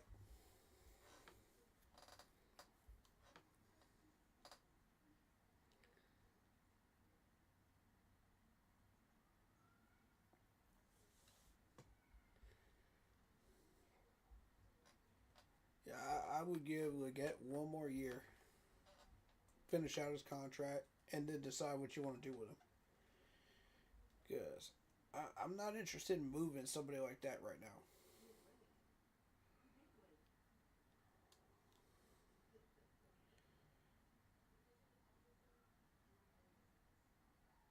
Now, I'm hearing that Cade Mays is getting some offers. Here's my thing. Are we making him available? You know, first of all. Secondly, can we pay for him and Brady Christensen? That's a good question. I don't know.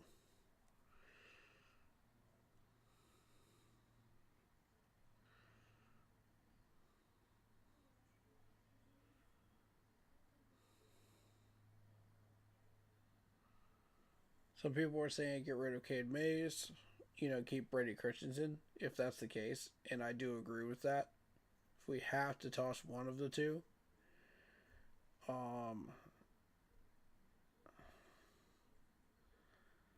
I would say move Cade Mays because there is a replacement that I found in the draft.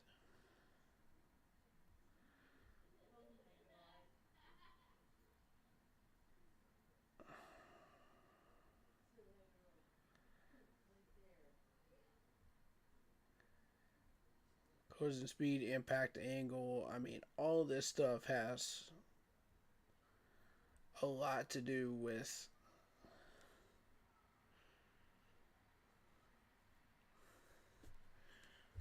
the safety of these players. You know, how they handle the hip turns, how they handle all this stuff. You injure yourself really quickly in the NFL if you don't handle yourself well. And that's what these coaches are doing. They're training you, okay, focus on these issues, focus on body control, focus on, you know, not being in the wrong footwork, in the wrong hand area, you know. It's the small things that make sure you stay healthy as a player. So if you're doing everything you're supposed to do, like most of these athletes do, you know, you're not going to risk injuries unless you're just a small-bodied guy. So, but if you're not doing what you're supposed to do and you're a big-bodied guy, you are exposing yourself to injuries. You know, if you ignore the coaches, if you do certain things that you're not supposed to do and you know you're not breaking that bad habit, you know, it's going to cause injuries. So, I mean, it's just something to pay attention to. So I'm glad they had that that commercial on there about measuring those things and how they do that, because that's pretty cool. Deion Burks, 5'9", 180 for Oklahoma. I think he's pretty decent.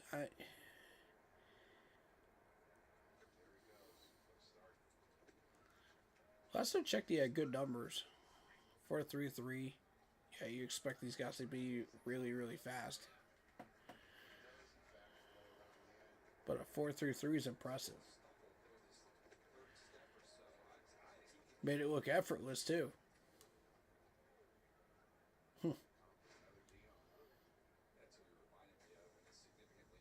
Yet another comparison to Deion Branch.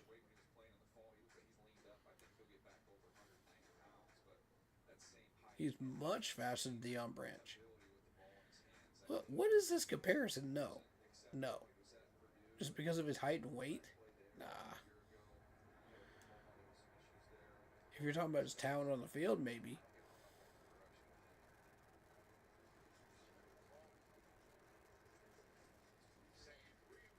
Jeff Caldwell. Okay. Look at Jeff, man.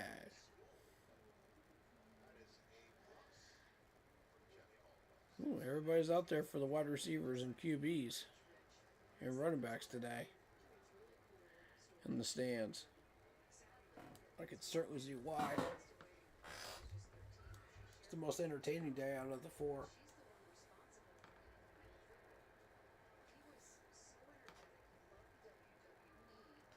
I guarantee you nobody shows up for the offensive lineman.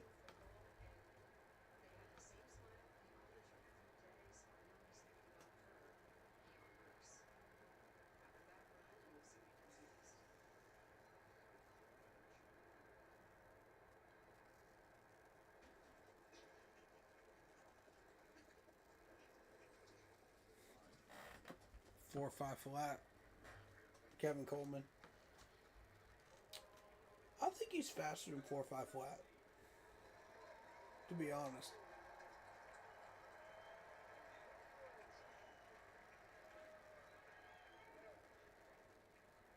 There we go. Crowd getting into it. They like Cooper Jr. Okay. See what you got, Mr. Cooper Jr. 6 foot even. 199 from Indiana.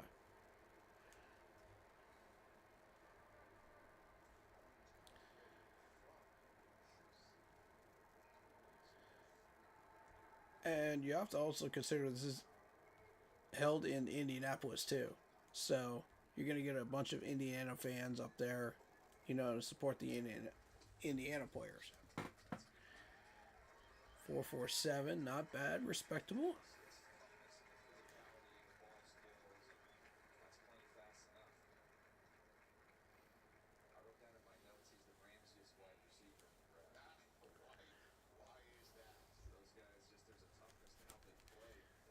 Yeah, there you go. Nobody said you can't come out there and make some noise after a 40 run, man. You know, respectable. Kill Douglas 6'3", 206. Dude's tall for a wide receiver. I had a 4.4 flat. Okay. Not bad. Maybe I've been sleeping on this dude. Hold up.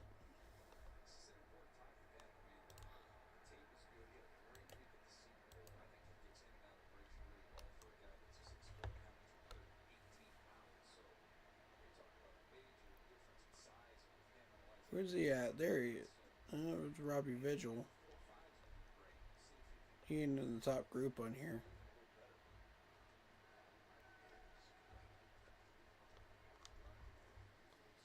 Okay. Malachi Fields.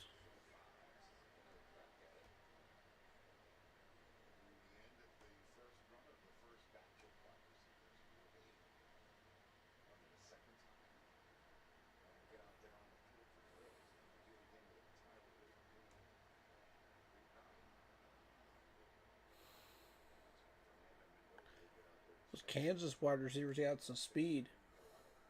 I'm expecting a little bit of speed out of this one. Show me a good 40. 4.44, okay. Respectable.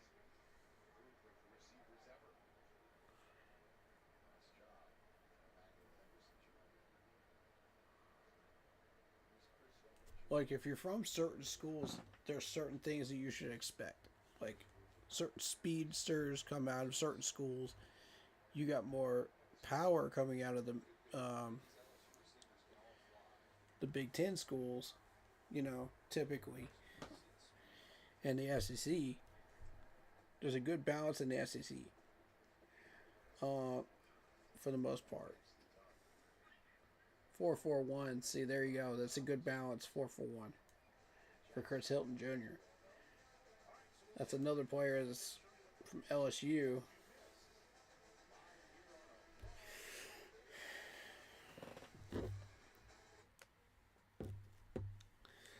And the lower schools, you know, such as like a Kansas State or an Indiana State or somewhere like that, you know, you're expecting less speed. A little less speed. But not so much power. They still have the speed advantage, but they don't have the power of the bigger ones. You know, in bigger conferences. So, it's all recruiting when these schools recruit in the first place. And then they just get bigger as they go along and develop, you know, over 2 or 3 years in college. So, you'll see a little bit of a change, but you won't see much.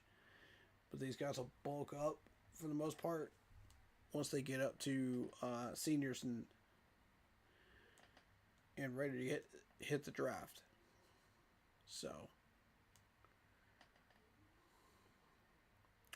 it all depends on what you're looking for, you know, as a franchise, as far as where these guys might get drafted. When it comes to that, sometimes that can lead to going up 1 or 2 spots or going 1 or 2 down, depending on your physicals. You know, because I've seen that become a thing, you know, in some cases.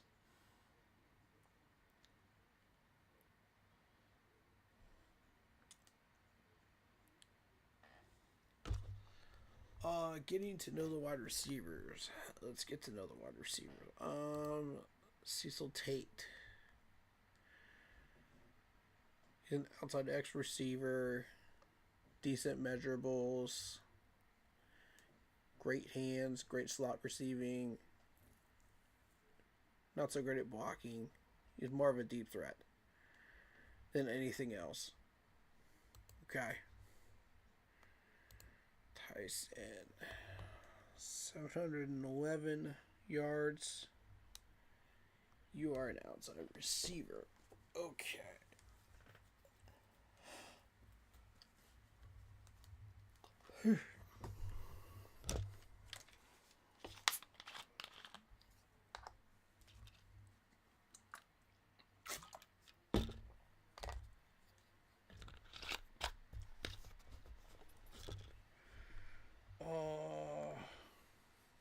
Good percentages, can't block, as most outside X wide receivers are, you know, but I like the percentages everywhere else. Measurables look good. 6'2", 200. Decent 40 time. Okay. Lemon. I've been hearing a lot of good things about Mekhi Lemon. Very good numbers for a Trojans wide receiver. 11 touchdowns. Slot receiver. They don't like his measurables. Good percentages on catching the ball, though. That's what you want. The route running and catching.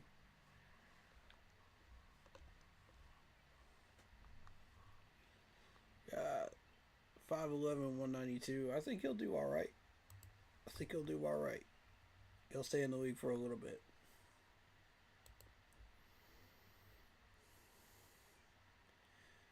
So Boston, 14.2 per play. Well, physical guy is what we got right here. Okay. Kind of traded a little bit of that speed for power and athleticism. 6'4", 212. Good measurables. Good numbers. And he could block.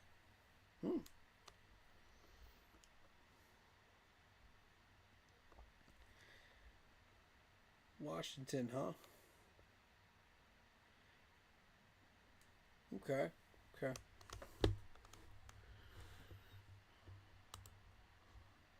Let's see. What else are we doing with Casey's Conception? I've heard good things about this dude right here. Really good things. From Texas A&M. 61 catches, 919, 9 touchdowns, 15.1. Excellent. Slot receiver, huh?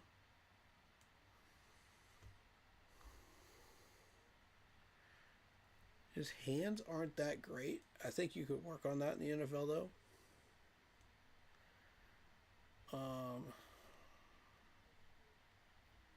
But blocking is a 68.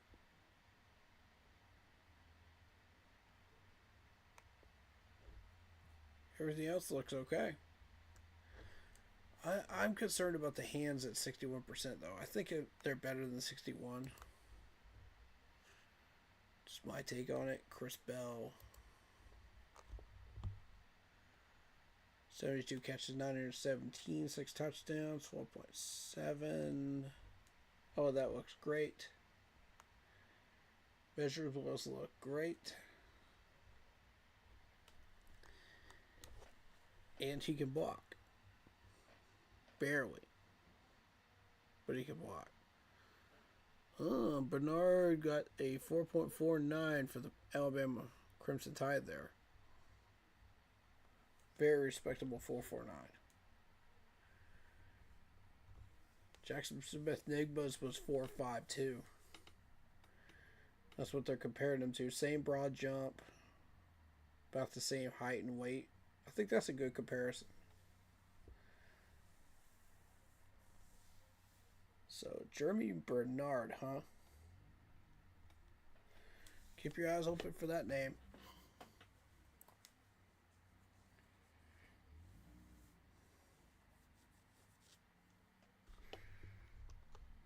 Yeah, I like Chris Bell. I like Chris Bell's profile here. I like what I'm seeing. Yeah, this dude's going to do well. Outside X receiver. 39.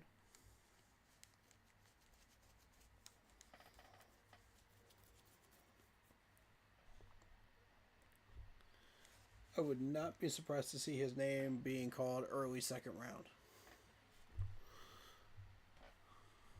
That's where I'm thinking Brett Bell is going to land. Is second round next year. Early second round.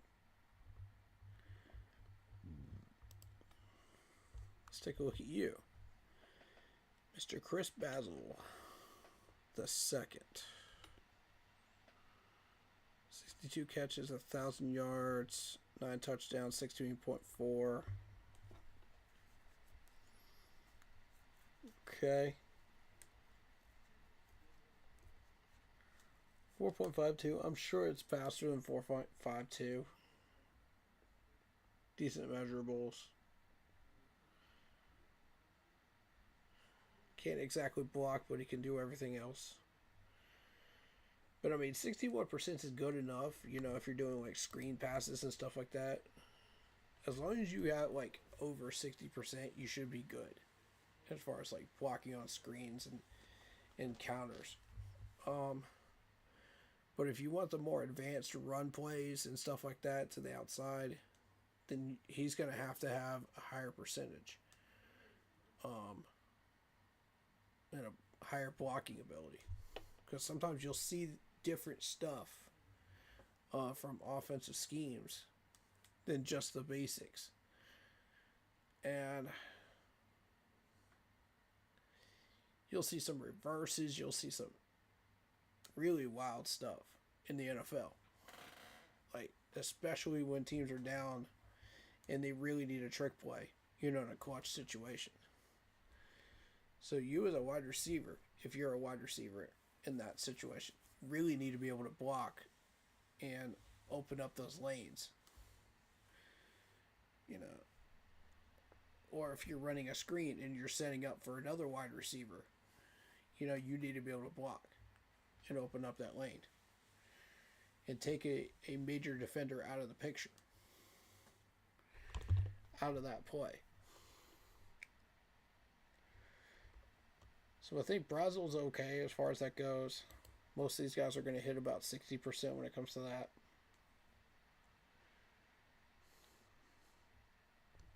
$15 touchdowns, 12.8. Mr. Elijah.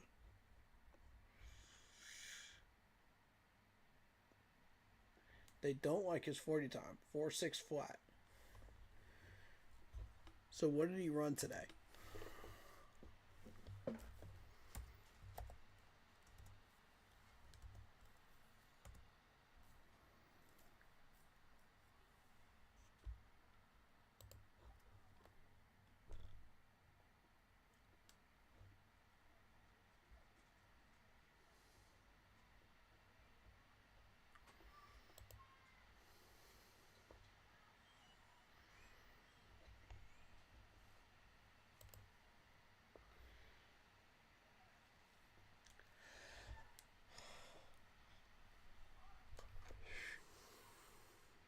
Sticking with a 4.32 for Jeff Caldwell. Okay. We're talking about Elijah Surratt.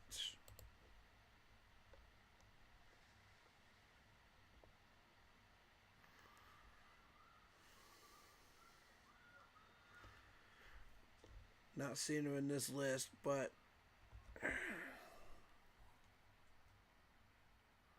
maybe he's not running a 40 time. There's Frank Wright. How in the world this dude still has a job as a head coach in the NFL, I have no idea. That baffles me. As a coordinator, maybe. But as a head coach, no. I'm sorry, no.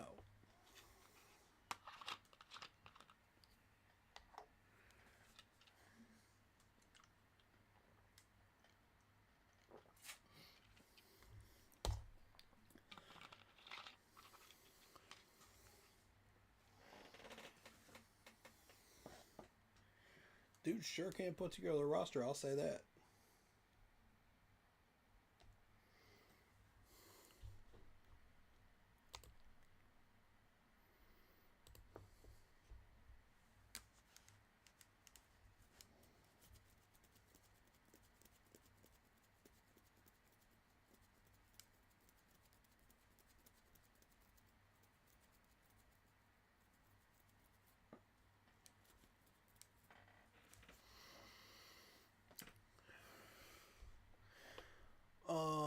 Maybe he didn't run a 60 time, I don't know.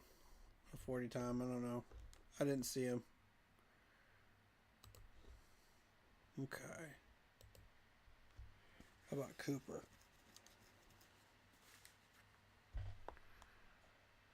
69, 937, 13 touchdowns, 13.6, multi-role receiver. Decent measurables. 4.43, is that? Oh, he's just running the 40 yard right now. 4.43 is what they're going with. Compared him to Stephon Diggs. Ooh.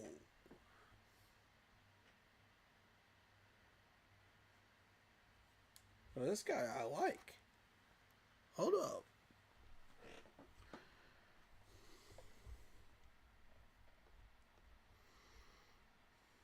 Ooh, I like those percentages.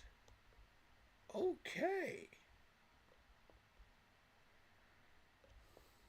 Okay, Omar. Where are you on the radar? 58? Second rounder, huh? Okay. We could look into him. Second round.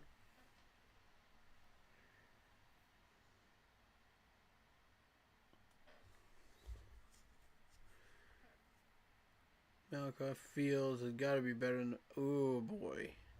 Malachi Fields, 4.62. 4.62 Malachi Fields. That is slow. Slow. Michael Pittman Jr. is the comparison, apparently.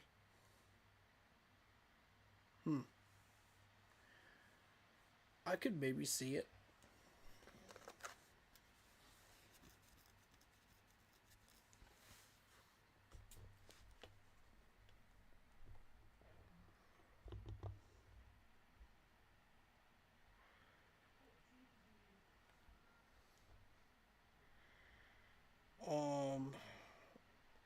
Let's take a look at Bernard.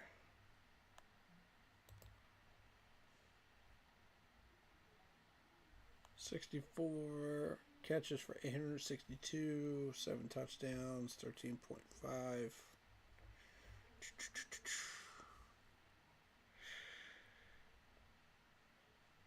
Multi-role, good percentages.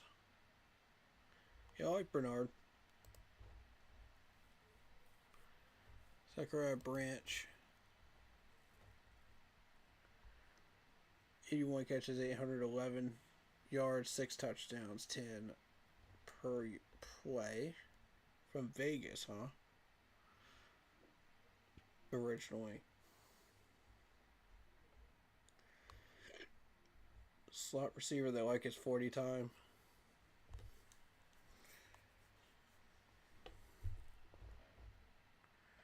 Good percentages, but he can't block at all.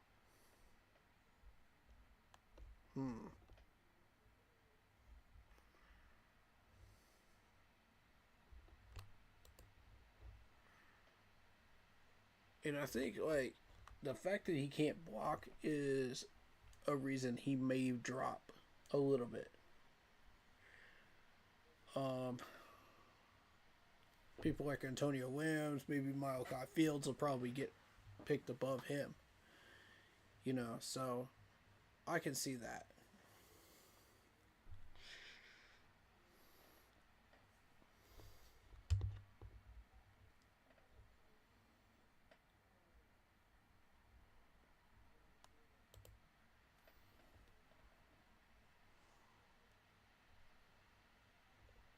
The only downside to Antonio Williams is the amount of touchdowns with 4. I like his numbers though. Slot receiver, good 40 time, decent percentages. I don't know. I vouch for him, but I don't know. As a Clemson fan, I do vouch.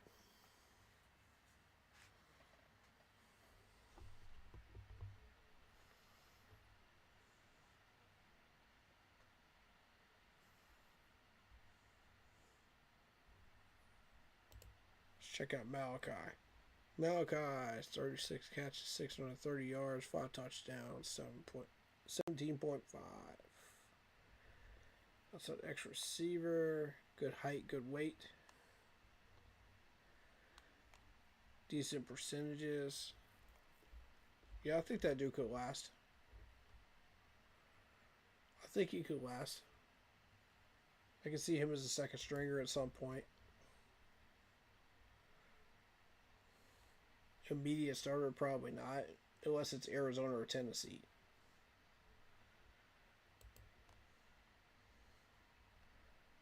A 101 catches, 1,278 receiving yards, 13 touchdowns, 12.7. Okay. We might have a good one on our hands here. Oh, he cannot block at all. Oof. 37%. Yikes.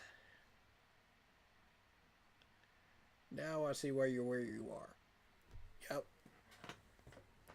I 100% get why he's down there at 82 now. Oof.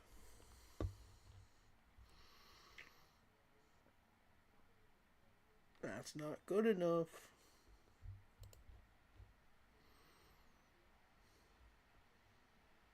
Can you teach him how to block in the NFL? I don't know. You can and you can't, because you have to work on footwork, hands, foot positioning, things of that nature. So you would need an offensive line coach to pay special attention to something like that, if you want to train him up. But otherwise, I like what I'm seeing.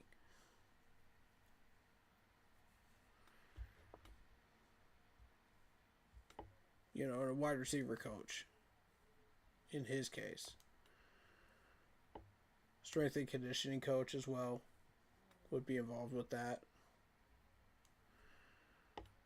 7,000 yards, 6 touchdowns, 16.5. So X receiver, they like his 40. Decent percentages, only 66%. 5'9",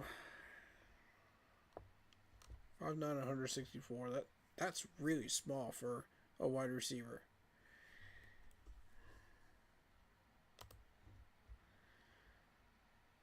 Jacoby Lane, 49, 748. 4 touchdowns, 15.2. Okay. Good measurables. 6'4", 200. It's about right. His hands are 68% though. I don't know. They're comparing Casey Conception to Matthew Golden. That's a big comparison right there. Big shoes to fill right there, KC.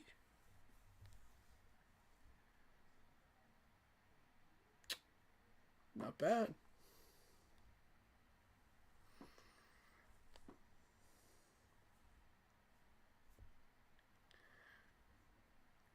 Most versatile player.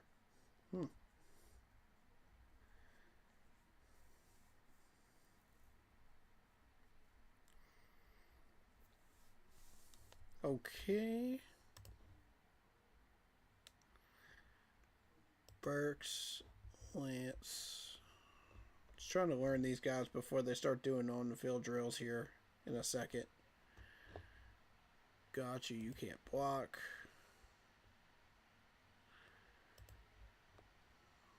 Nice. What's that receiver?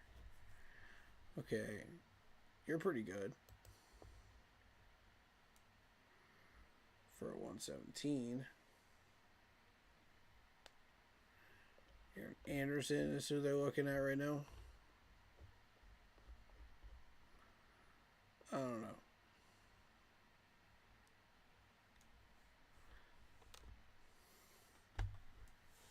Alright, so this is the post route that they're running right now.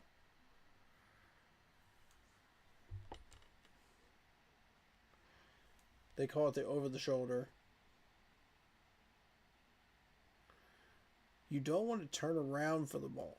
You want to have that ball come over the shoulder into your hands.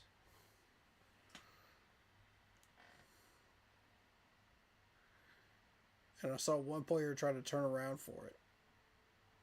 And Branch just never caught up to it.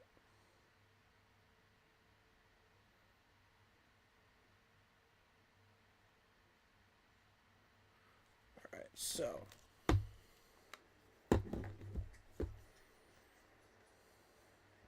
There you go. Kevin Coleman just showed him how it's done. Right there.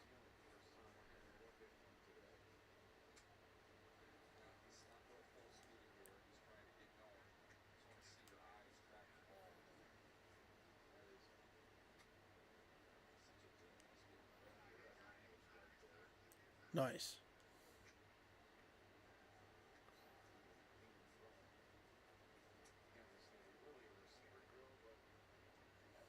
Okay. Everybody else so far, pretty good.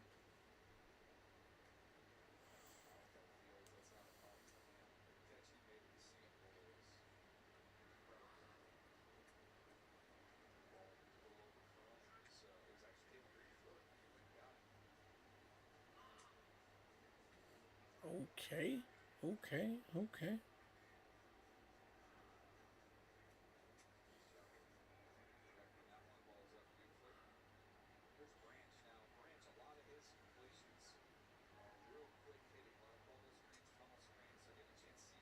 Bubble screens, tunnel screens for Zachariah Branch. That's mostly what he does. Okay. Got it.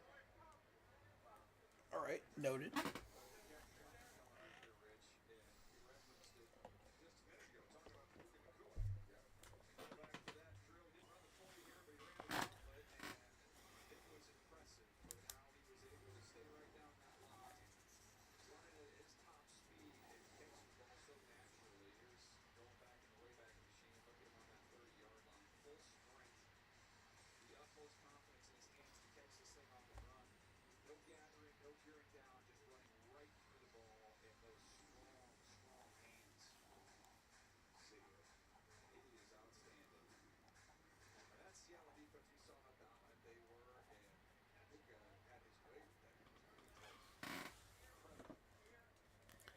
So they're probably going to be doing gauntlet.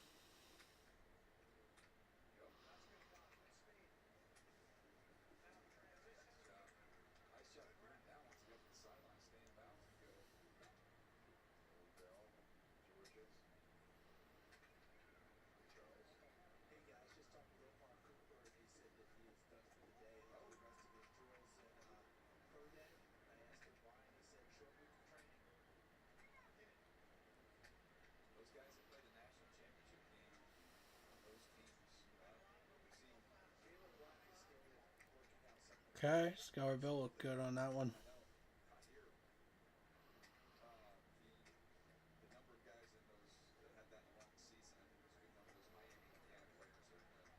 Benson.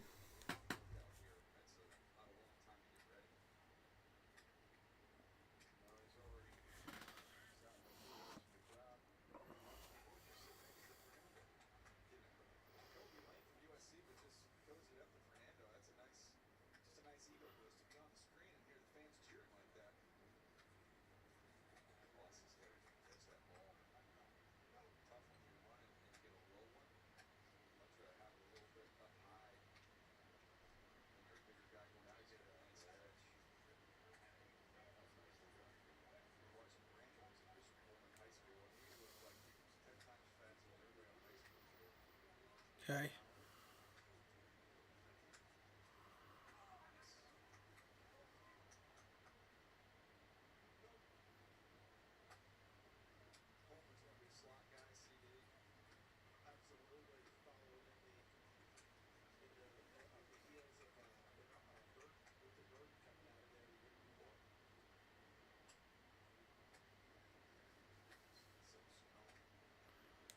Nice drill, Casey. Okay.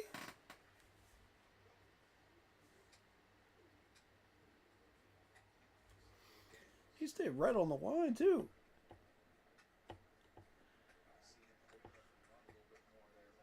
Huh. Alright, Caleb, come on. What you got for me? Not bad. Not bad. Okay.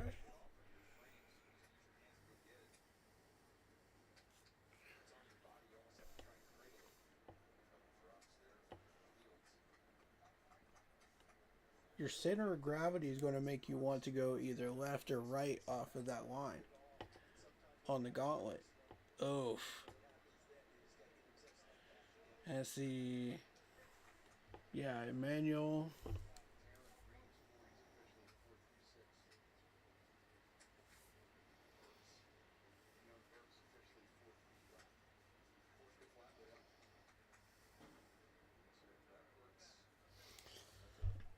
He was all over the place. Emmanuel was.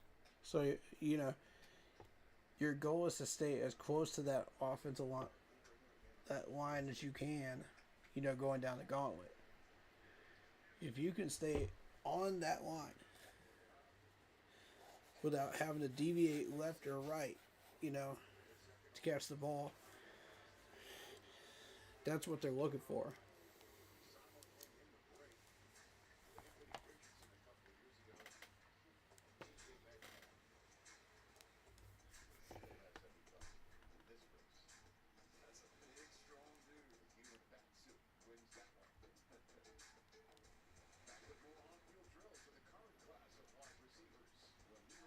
We'll see what else they want to do with the wide receivers in a minute. I'm just trying to learn these guys a little bit. Like, what do they do? Who are they? You know, what are we doing with? You know what I mean?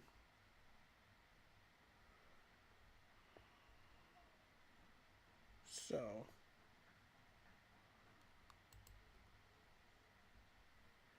okay, Burks, 57 catches, 620 yards, 4 touchdowns, 10.9. Multi-role receiver, decent percentages. Not so good at blocking. Okay.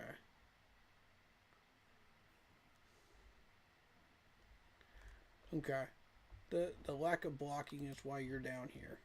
Got it.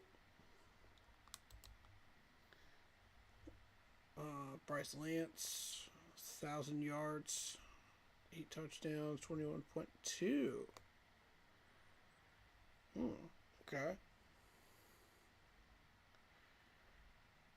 Oh, good percentages. Decent measurements. If he can improve that 40 time in the combine, yeah. This dude could go up the ladder a little. I can see it. Those are overinflated numbers, really, which is exactly what they're supposed to be when you're dealing with North Dakota State. So that's good.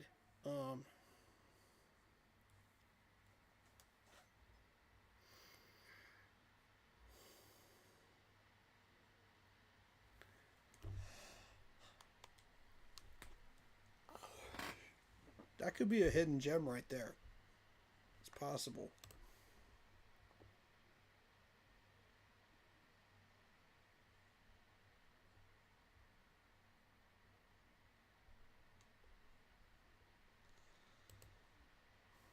CJ Daniels, 43 catches, 719 yards, 6 touchdowns, 16.7.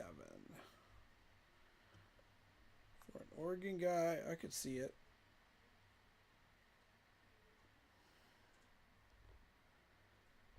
Not blocking real well. But everything else looks good.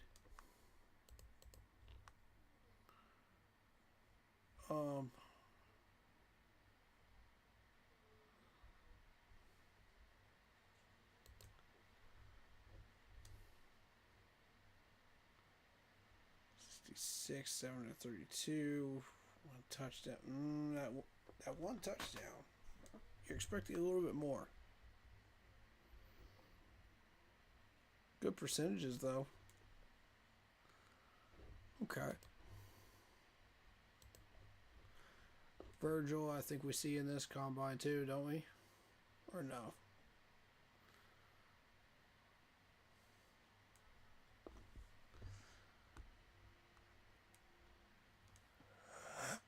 Ugh.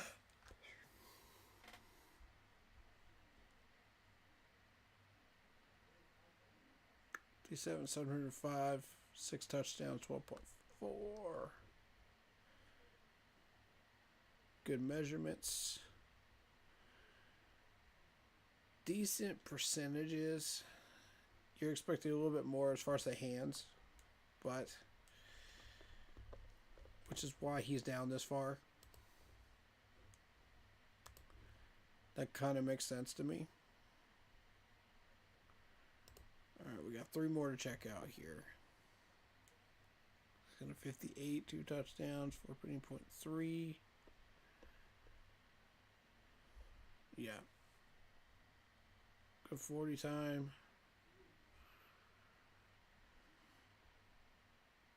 64%. Okay. Good percentages. We'll just run through these real quick before they do the drill. The next drill. 802. Good measurables. Can't catch. Got it. Can't block. Got it. Running the slant. Okay.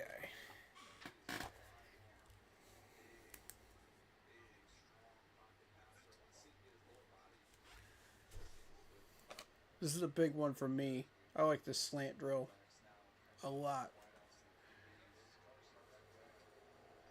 That teaches me a lot about a wide receiver.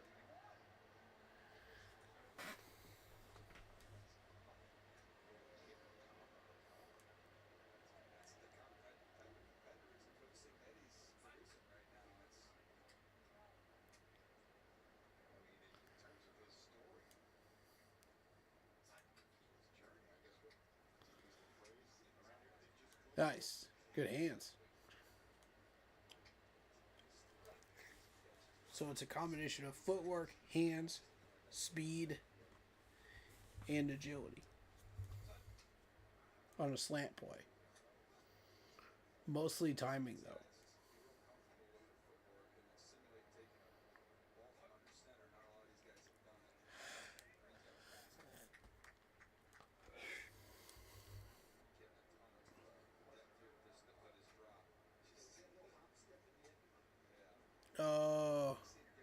Green dropped the slant.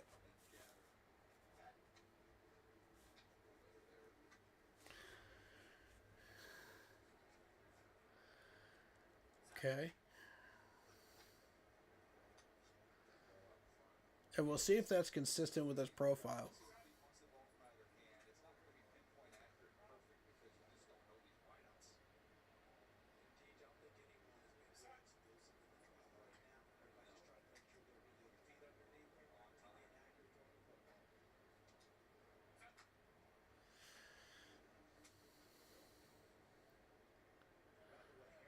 Okay.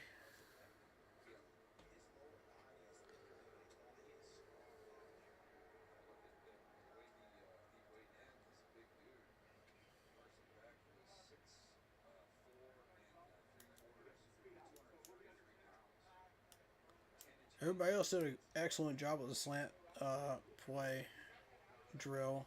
I think Green was the only one that dropped it. So I'm kind of looking at it like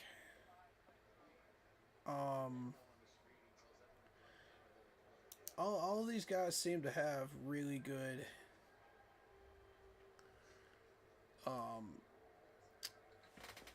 speed, athleticism, footwork, everything they're supposed to have. So now they're testing the quarterbacks. Can you throw a slant? Can you throw certain things too? So it's a part of the drill.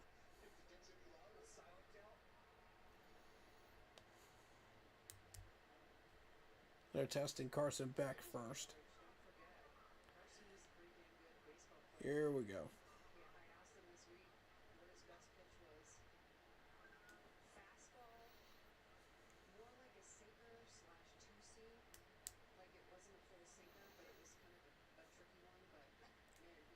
Testing the QB on the out routes. Okay.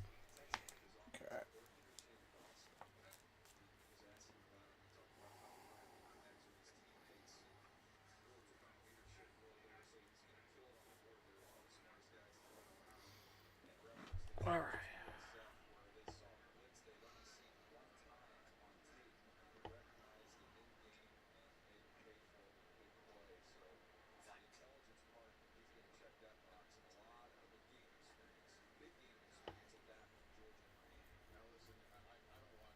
So far, so good. I'm watching the footwork of the quarterback. I'm watching his arms. I'm watching, where the ball is placed.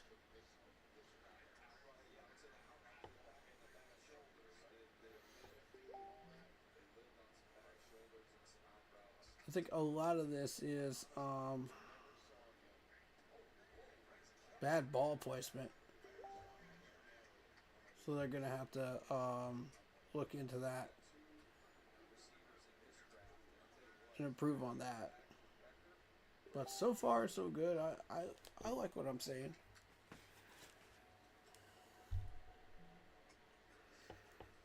Mm-hmm.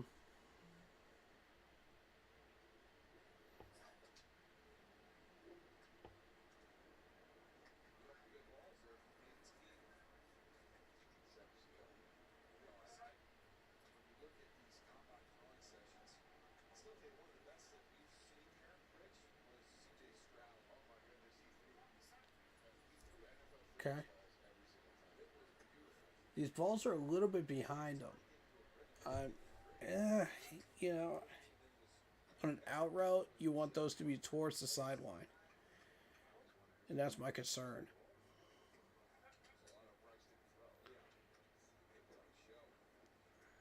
Better, but you overthrew them.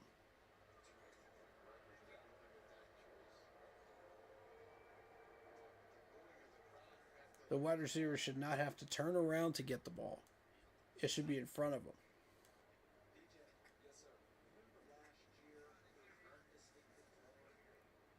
I mean, if you're turned sideways and you catch it, okay, that's fine. But the wide receiver should not have to spin around to catch the ball. That's not it. I'm not thrilled with the ball placement on that.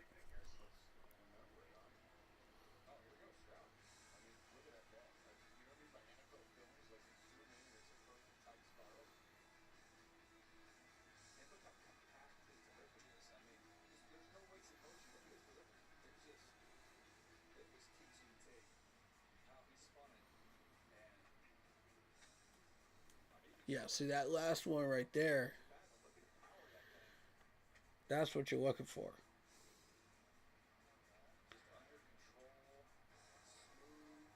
Smooth, easy transition. You know, you're trying to catch him right before he hits the sideline. You're trying to hit him in stride, you know, or just to the left of the wide receiver on the out routes.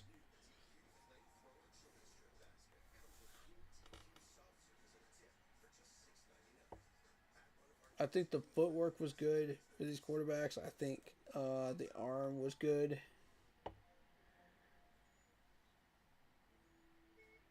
You're looking at the plant foot as well, you know. So I think it was solid. I don't really have anything else to add to that drill right there. None of them really separated themselves in a good way there. For me, it was all kind of just typical out routes.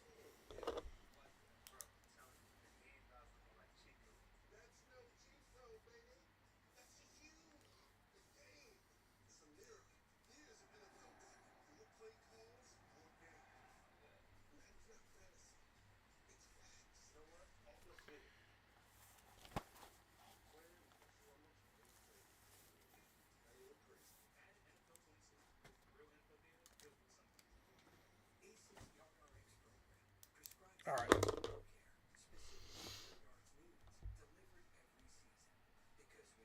I'm not sure what other drills besides that deep ball that they're going to be doing.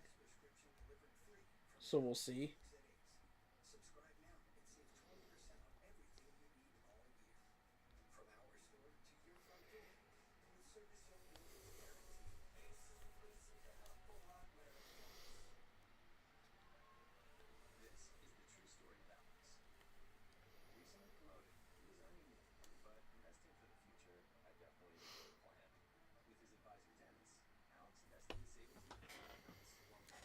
They got ABL Troll at 29 and Charles Davis's mock.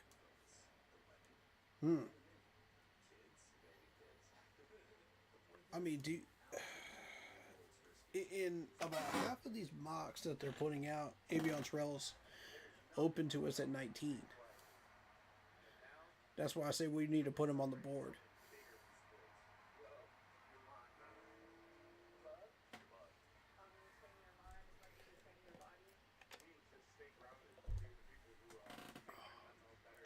If I didn't think he was available to us, I wouldn't have asked. That we put him on the board.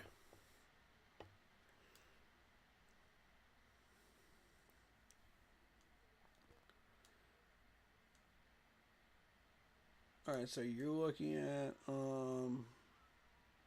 deep pass. What do they call this one? I forget what they call this drill. Officially.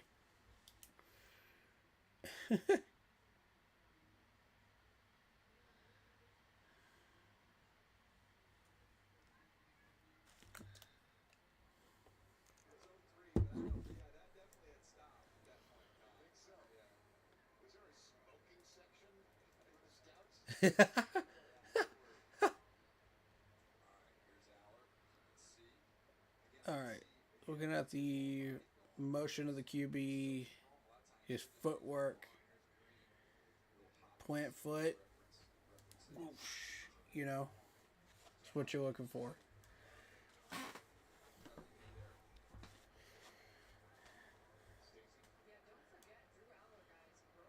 Welcome on in if you're coming in here. How y'all doing?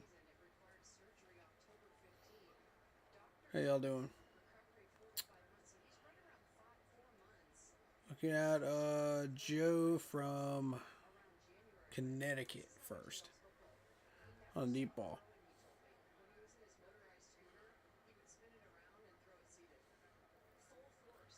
Yeah, guys, come say hi. Don't be shy.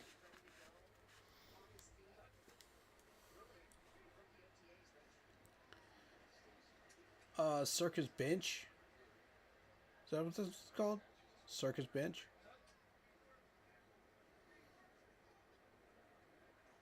Ooh. Okay, Joe. With the one-handed catch.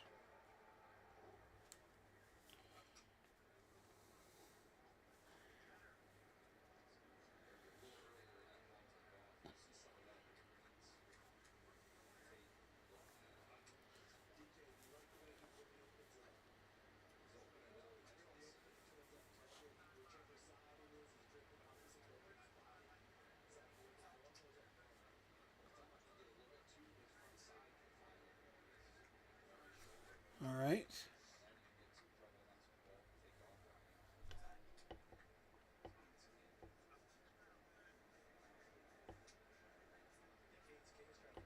Nice.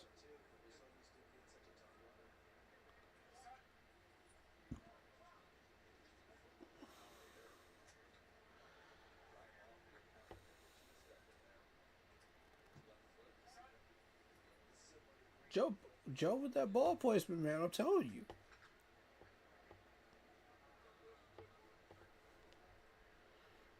We saw it in his profile, too.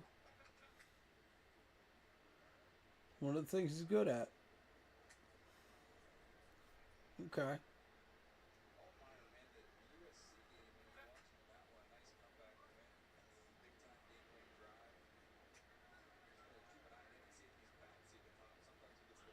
Hey, Carson back.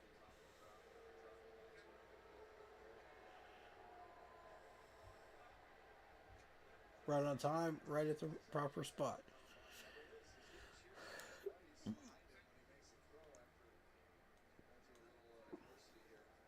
Beautiful ball placement.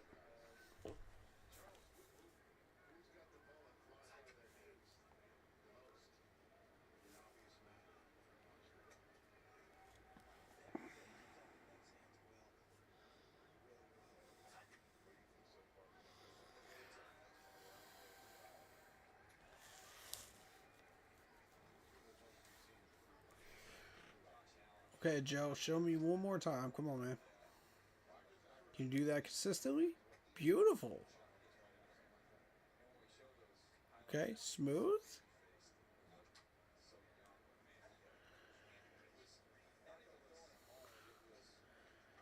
Excellent high point.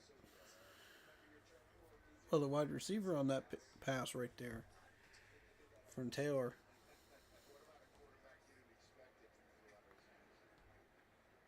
Okay.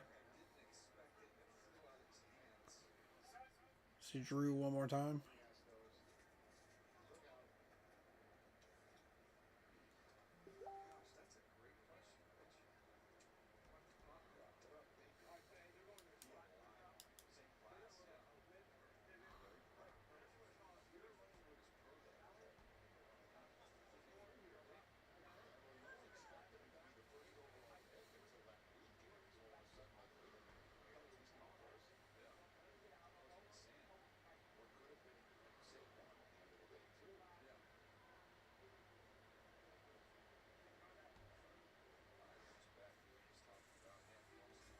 Carson back.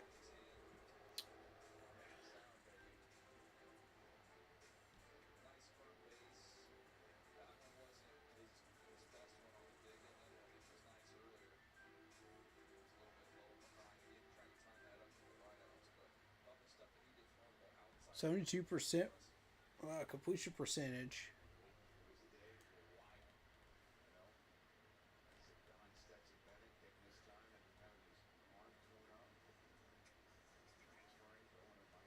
Strike whip is the name of the drill, I think.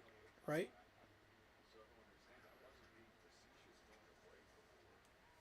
Is it strike whip?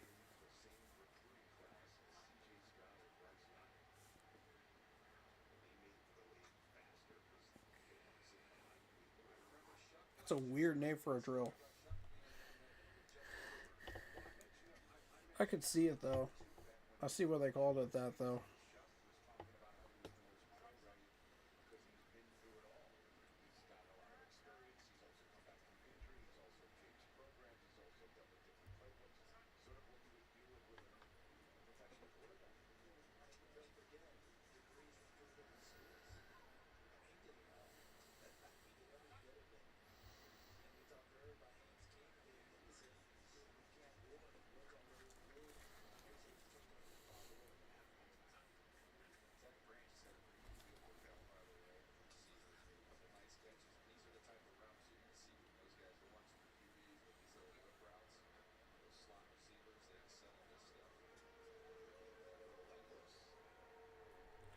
Alright, see, what I would like them to do is I would like them to say, okay, this is the QB, this is the wide receiver that's catching it on this particular drill. You know, each time they switch up sets. That way we know what wide receiver is catching these balls. And we can say, okay, that was a nice catch by whoever it was, but the main test was the quarterback, right?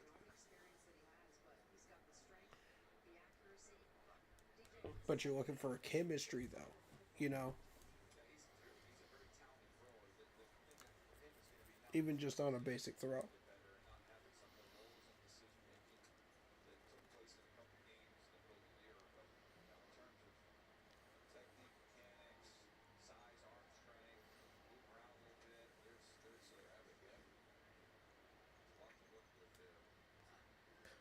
Ooh, my Clemson basketball team won again today.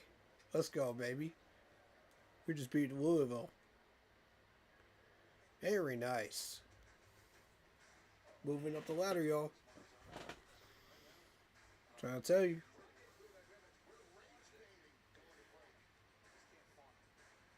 Y'all better start putting some respect on my Clemson basketball team, man. We get some big wins this year. And last year, too. Shoot.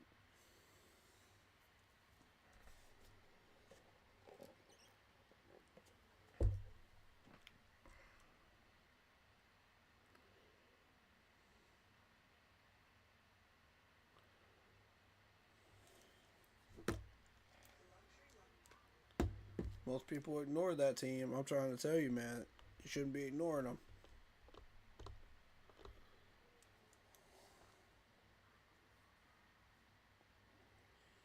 Okay.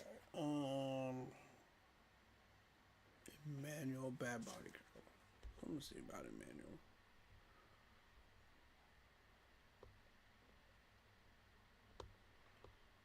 Did we look at Emmanuel?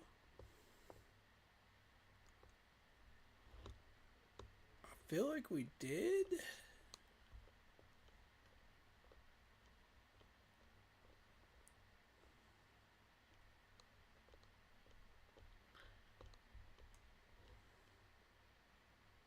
I don't know. I'm not seeing it.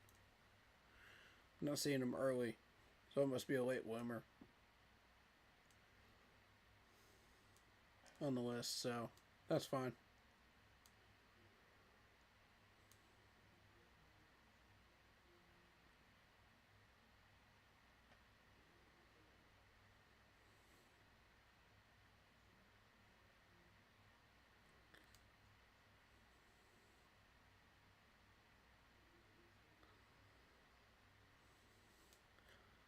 How y'all feeling about these QBs and wide receivers so far?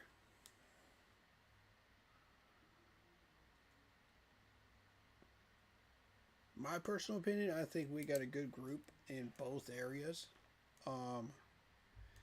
It's going to be tricky as far as,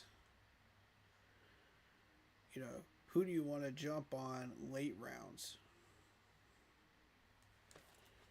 But I think there's somebody there for us in both areas. Or at least a couple of players.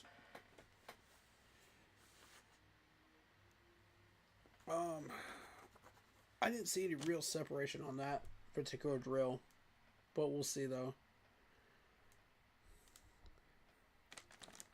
The afternoon is young, my friends. It is very, very young.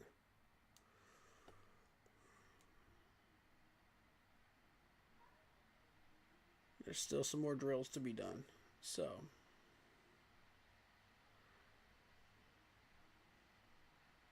Alright, what is this drill?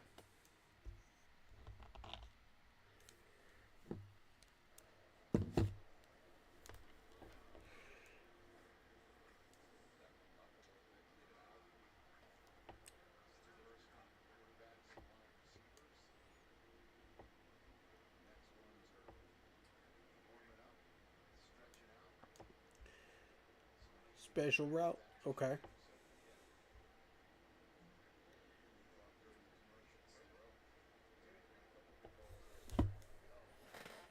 Special route.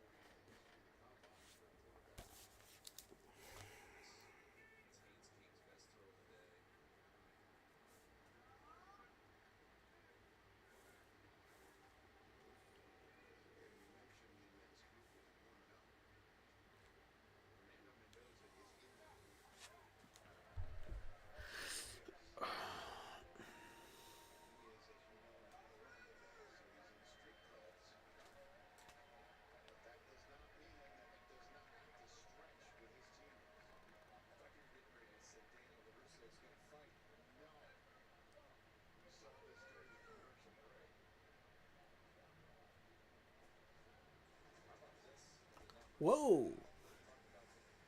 Mendoza is being compared to Matt Ryan?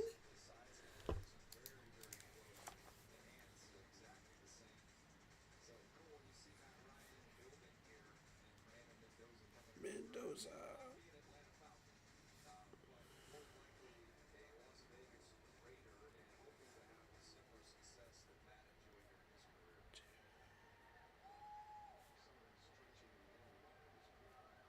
Ooh.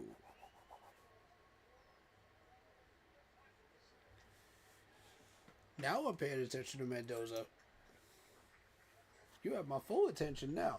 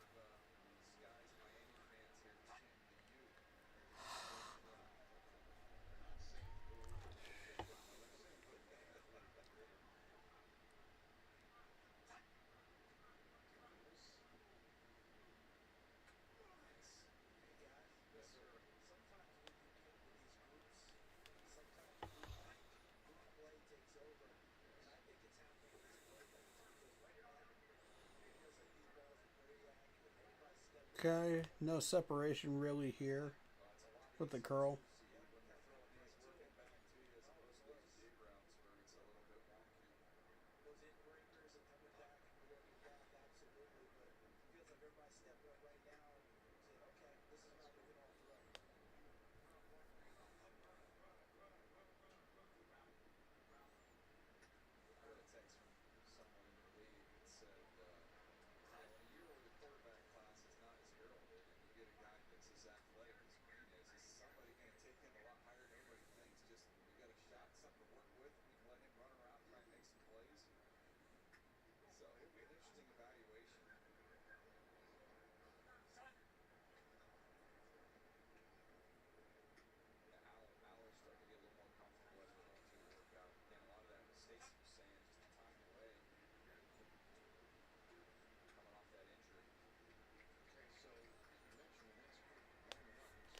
I didn't see any real separation between these guys, to be honest.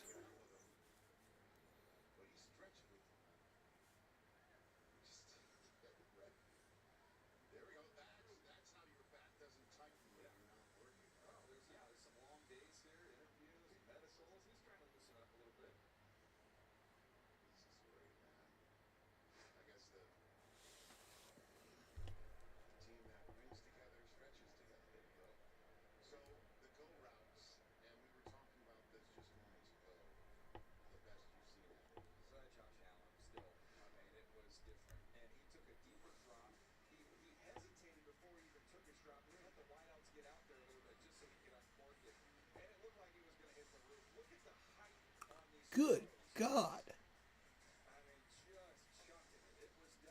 The height on that pass. Oh my God.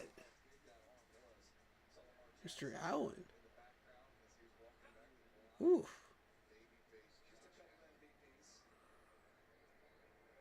Here we go.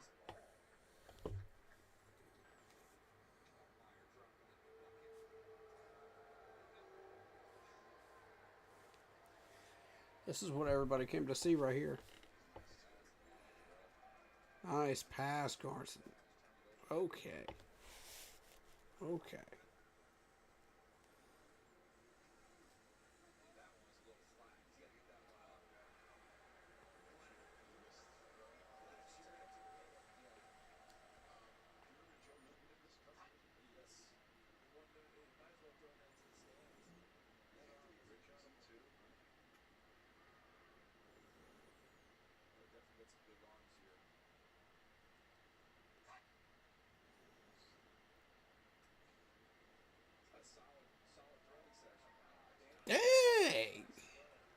Okay, Jalen Daniels.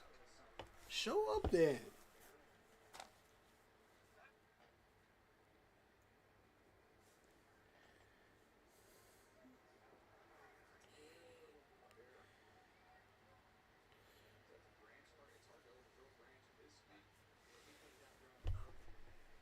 Come on, Joe. Come on, Joe. I'm rooting for you. Oh.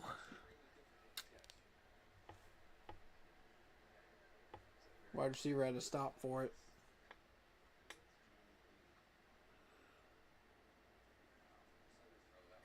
That's out of bounds.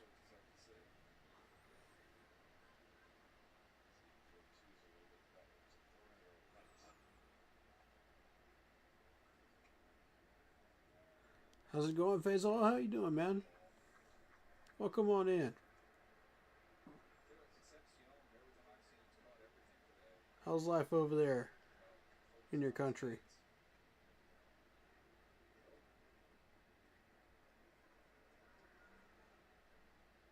I'm just doing some combine scouting for the NFL here.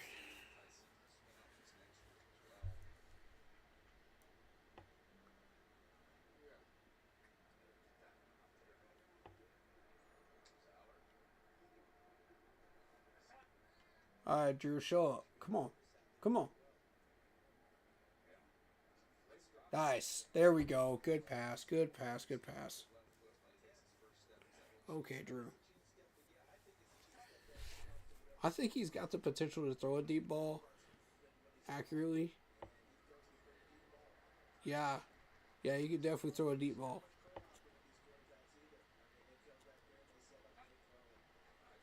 Now we find out if these scouting reports are right or not.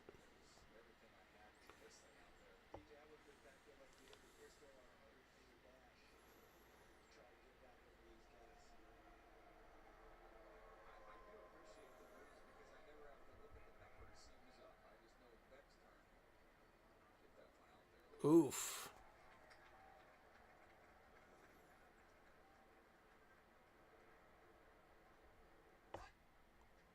All right, one more shot for Jaden Daniels here. Oh, a little overthrown. Just a little overthrown. Oh, it's Ramadan over there? Okay, that's what's up. Happy Ramadan.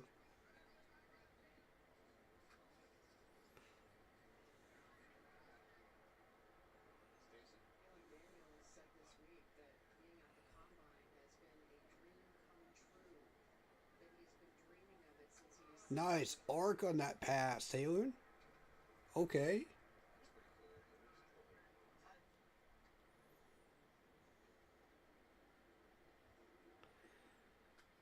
Okay.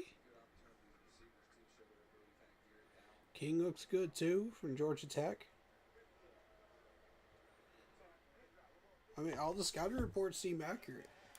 You know, as far as the deep ball throws. I think Daniels really separated himself on that one.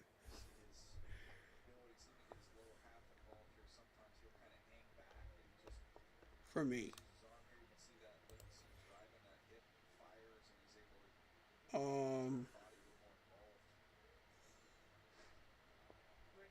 And that's the guy from Kansas. So let's see what, yeah, we were looking at this dude. Mobile pocket passer. Good 4, 5, 8 before they remeasured it. Yeah, that's his drill right there because 94% is the deep ball. That sounds about right. He should be excelling in that drill. But he also showed that he can do other stuff too. You know, with the shorter drills. So that's good. Okay, hinge route. Is that what they're calling a curl now? The hinge route?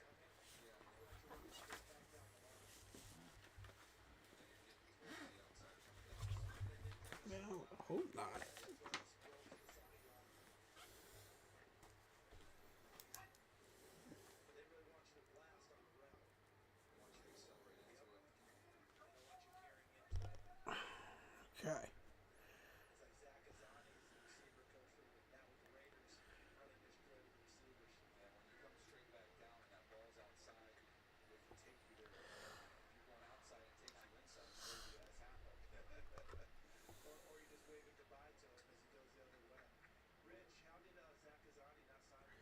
Oh, just streaming right now to follow the news in the Middle East. Gotcha. Yeah. We're not talking politics in this channel, but if you want to talk politics and what's going on as far as that goes, just message me about that part. But as far as everything else, you're more than welcome to talk about in the chat. Since you're new here, I don't think you know about that, so I'm just being fair to you, you know, since you didn't know. Most people that come in here pretty much know that, but you don't. Okay, so King, huh? King can't handle a hinge route. Oh, never mind. Never mind. He completed it. I was about to say. Good redemption on that second pass, though.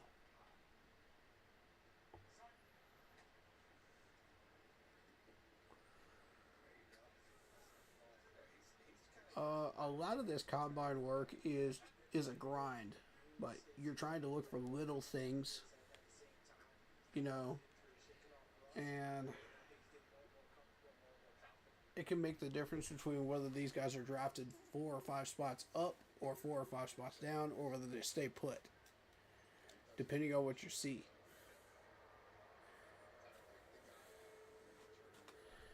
So it's a lot of work, you know, but if you put in the work and, you know, you do enough of these mock drafts, then you'll be able to find the right players that you're looking for your team.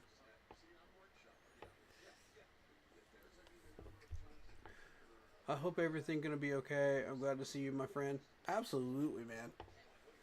Everything's going to be just fine. Good body control. Who was that?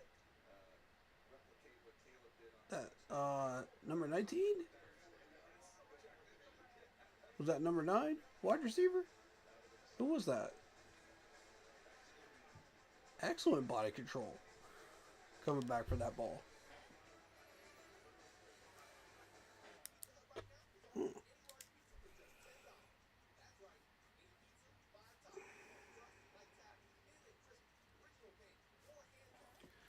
All right.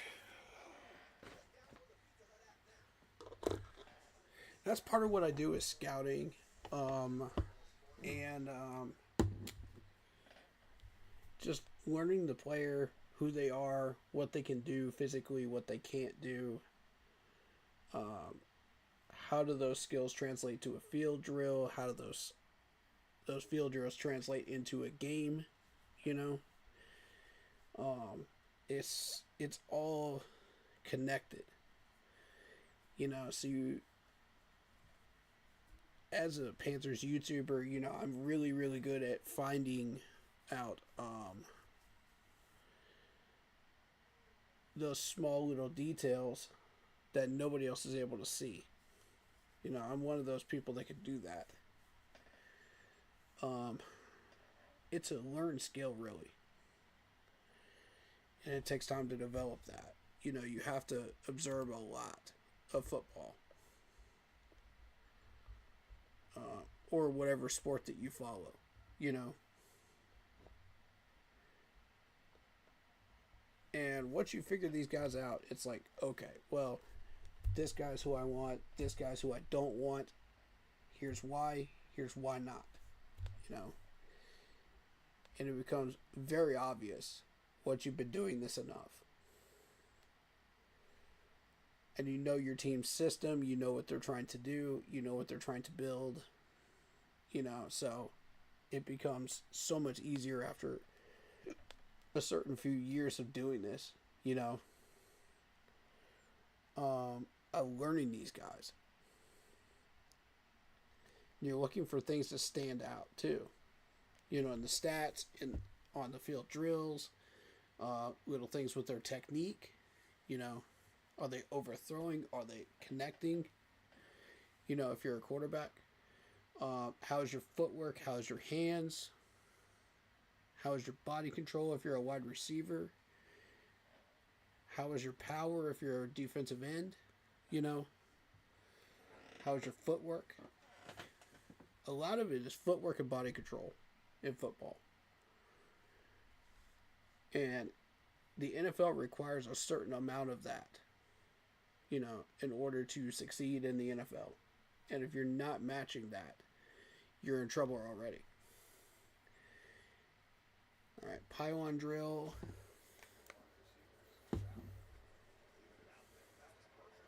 Ooh, nice pass by Drew there.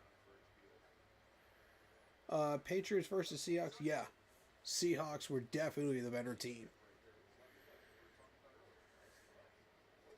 I even bet on that game and I won. And no, before this year, I was not a betting person. I didn't really do that, but I put $200 American down on that and got 370 out of it. So I'm pretty happy. It was an easy bet for me. They were just much, much stronger of a team and more well built. Now, how many of those players are going to return to that team after that Super Bowl? I don't know. That's what I've got my eyes on in free agency because I want to see who's going to show up, who's not. You know, and do we have the money, Panthers-wise, you know, to go after somebody like that? I'm going to say no right now because we're trying to re-sign our own players and go to the playoffs ourselves again next year. But we'll see. Right now I'm looking at the college draftees, you know. Are these guys capable of matching what is needed to ascend to the next level and get to the NFL?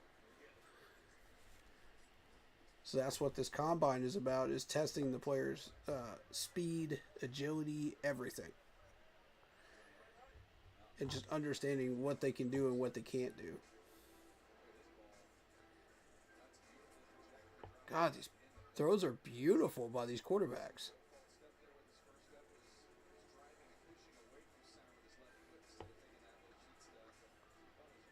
Beck's kind of overthrowing it a little bit. I've kind of noticed that. Like, it's okay to have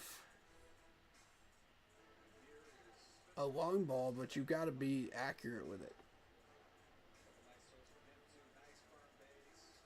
And see, that's where he's going to get trouble, is because he's not arcing it enough.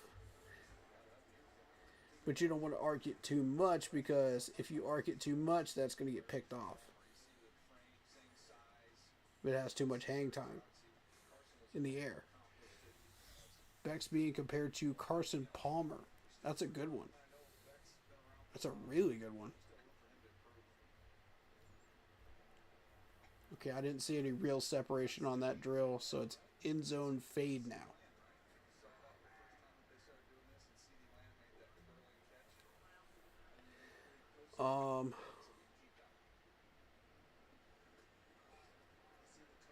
So they're basically trying to fit this pass into a small box of cones. And you got the side one on the right. So you got to get it inside of that certain area. As these guys are going out of bounds.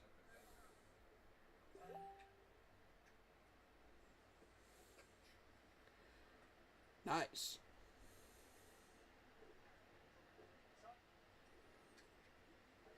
So this drill focuses on the wide receiver more so than the quarterback.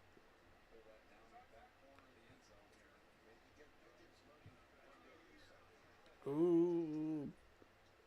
Marion, that was a little outside of the zone there, bud. Just a little bit. Nice. Casey Conception. I've heard a lot of good things about this dude, so let's see. Ooh, good hands. Okay. see why y'all like him now.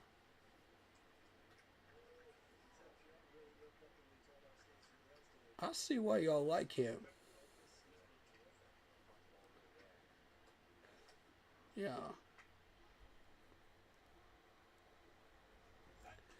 Malachi Fields. That's easy. He made that look easy.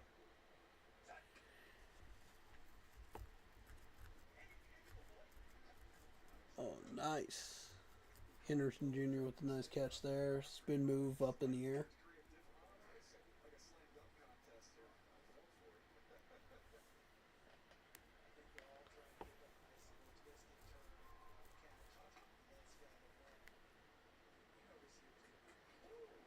Nice one-handed catch, Hudson. Okay.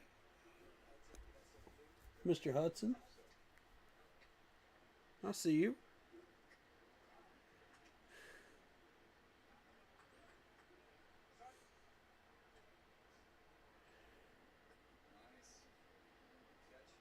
Smooth and easy, Mr. Bell from Georgia. Right there. That's what you want. Smooth and easy.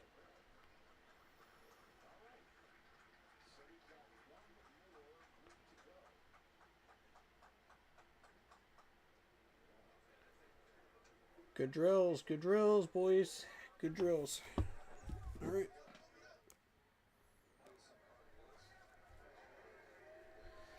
All right, that's it for the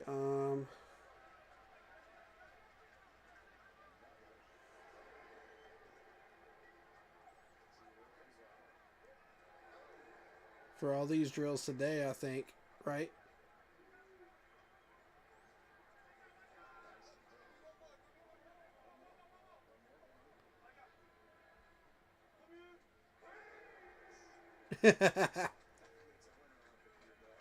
Love that energy right there, man. That's so much fun. There you go.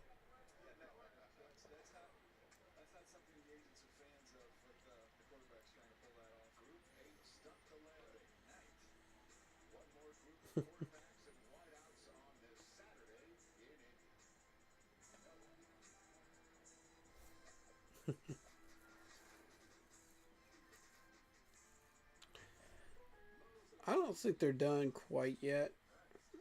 We'll see.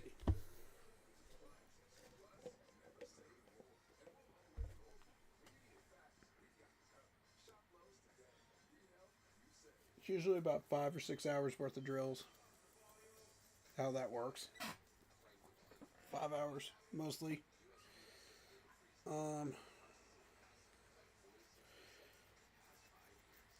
But that's the quarterbacks, the wide receivers, and the running backs today. And then you got the offensive linemen tomorrow to finish up. And that'll go real quick because they've got a certain number of field drills out there, and it'll be fast. I'm not so much interested in the 40 times with the offensive linemen as I am the field drills because I want to see the hands and the feet. You know, when it comes to offensive linemen, you know, how much power you have when you're hitting the trucks, you know, the tackling dummies, you know, and are you able to, you know, not get out of position when you're doing that? That's been one of the weaknesses I've seen out of some of these offensive linemen, especially tackles, where they'll you'll be asked to push the tackling dummy straight ahead as much as possible without varying left or right. So that's one of the drills you're going to see tomorrow. So that's a major concern as far as that goes. I will be right back. I'm taking a restroom break and we'll finish up in just a moment.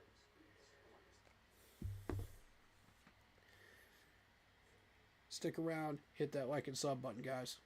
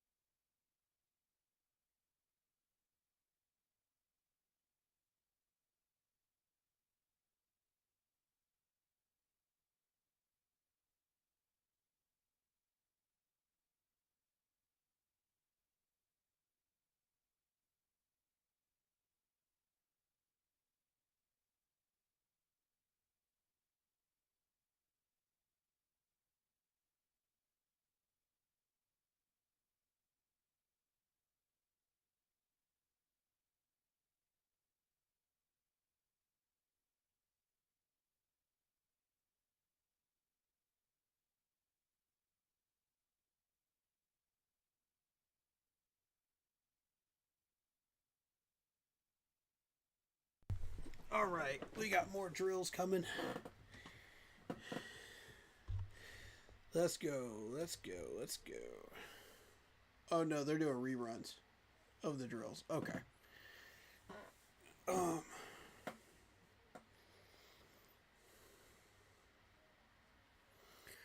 I don't know. Okay, they're doing broad jumps now. Yeah, broad jumps, verticals.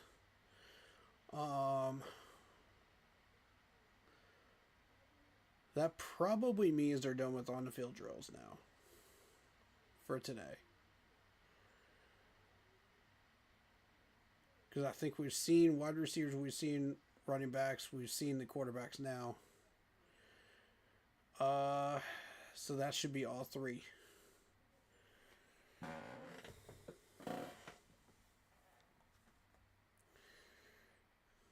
I was expecting this to go way longer. I was expecting more drills. As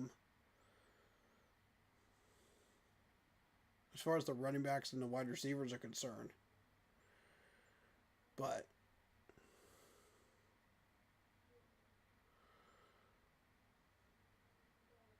I like the stop motion on these drills because it really helps you see, okay, what is the body balance like, when they're catching the ball, how far off of the line are they compared to where they're supposed to be, footwork as well.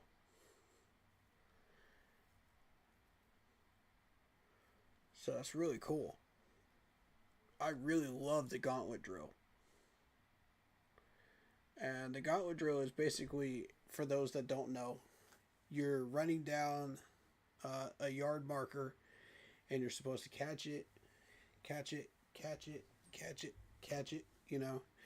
and you're supposed to stay as far on that line as possible without varying left or right.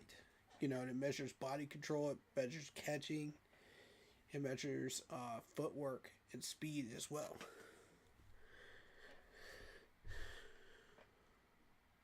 I love the gauntlet drill. It's amazing. It measures everything that you've been working up towards in all the different drills before that. So it's all combined in one drill.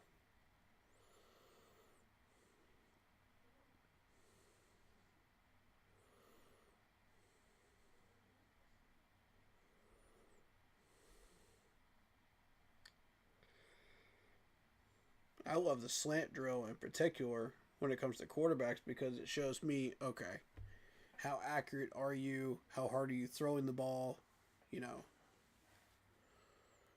How much power and speed are you throwing into those spirals when you throw the ball to your wide receiver? There's a lot that goes into this game. There really, really is. And you have to be paying attention to all of it to understand it completely. And it does take some time to really learn this stuff. You have to put the time and effort and energy into learning it, and not just watch the games, but understand the games, how people are doing certain things and why they're doing certain things. It's a huge thing with watching football, particularly NFL football, because it's so much more refined in the NFL football than college and anywhere else. You have to really hone in your skills. Like, the NFL is such a dog-eat-dog league that you have to learn it, in order to have proper debates with people about certain stuff, But, that's what this channel is here for. We're here to answer questions. We're here to help you guys learn. We're here to, ask your questions in chat. Please do. Even if you know nothing about the sport, please do. I would be more than happy to stop the content and answer your questions. By all means. we've had people from Japan and Australia in here before, so don't be afraid to ask questions. Different countries that, and I've had people ask me questions, that didn't even follow football, that came in and private chatted me and asked me questions, and I was like, sure, by all means, I've got a few minutes, let's go. So I don't mind at all.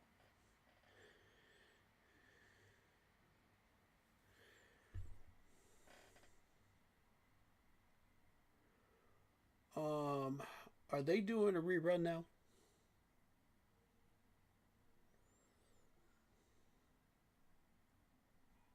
Because now they're doing Jeremiah Love compared to DeMarco Murray. I feel like they're doing rerun now. I could be wrong though.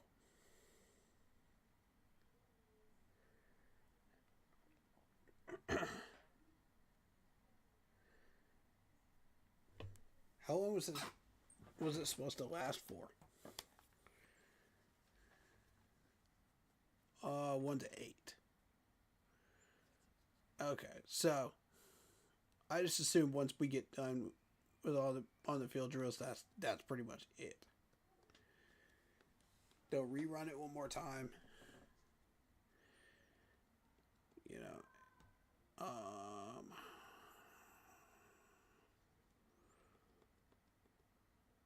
Yeah, NFL Network's just going to keep rerunning it all the way through Sunday.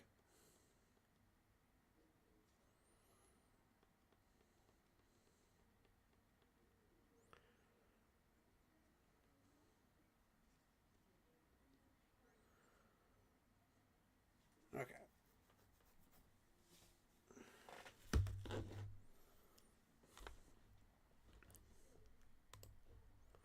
So based on what we saw today,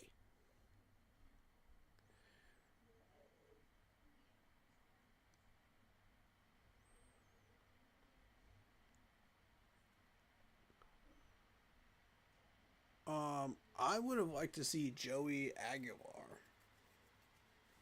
a little bit more. They didn't show him today.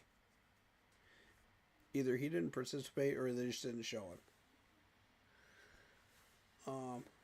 And that's one of the guys I'm looking at the moment. Because I want to see if this dude has matches what the scouts say that he's able to do. As far as release speed and things of that nature, footwork, hands, things of that nature. That's what I'm really looking for with him, is the small things. Just to see what we're doing with. Because if we're going to put him on our radar, then we need to know who he is. So, I think what I'll do is off stream, I'm going to be studying a lot of these players' highlights and film and stuff like that, and see who these guys are. Then we're going to find out, do we want to pursue or not? As far as a draft pick. And go from there.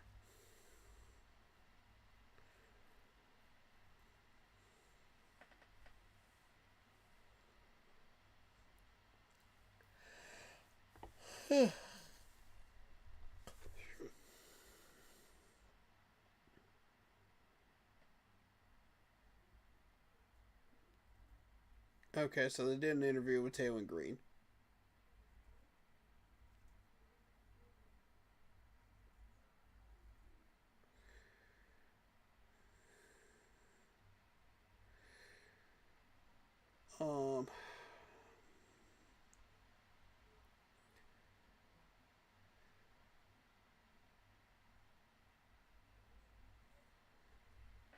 He had the best vertical jump of a quarterback since 2003. 43.5.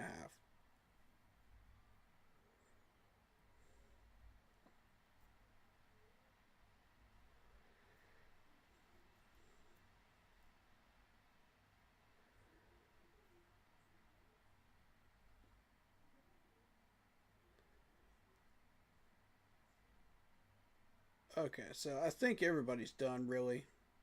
11-2 with the broad jump for Taylon Green. And I do like that. 43.5 vertical. Okay, so Taylon Green. Let's see. This is the dude we're talking about, right? Dual threat quarterback. Yeah. His measurables look great. His percentages look good.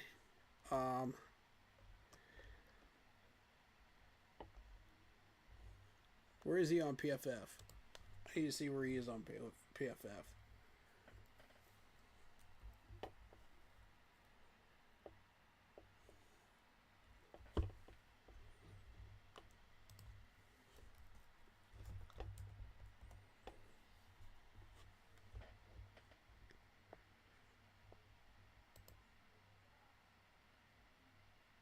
And that'll probably be the last thing we pretty much look at today. 228. Okay, where are we on the drop board? 228. Fifth or a sixth rounder? I'd say he ascends into the late fifth.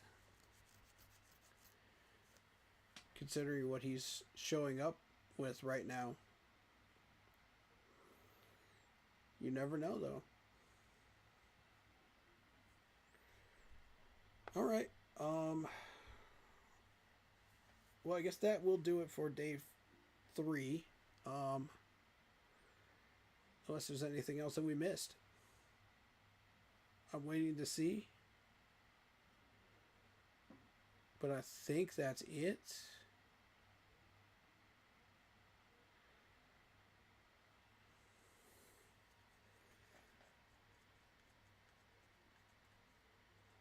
I think I'm going to go ahead and call it here. Hit that like button, hit that sub button, hit that bell, select all, and comment down below. If you feel like doing something, don't forget to check out the Facebook group page. Keep pounding in all caps for in-game posts, polls, opinions, and reactions to NFL news, such as scheduling for the channel and for the Yahoo Sports app. Keep pounding Fantasy Football League. If you like what you see in the intro here, go check out Lindara Ty on Instagram using her last name first, Ty, T-A-I Lindara, Lindara, for videos, panels, etc. to enhance your streaming experience. Fair pricing, awesome to work with, and just awesome in general.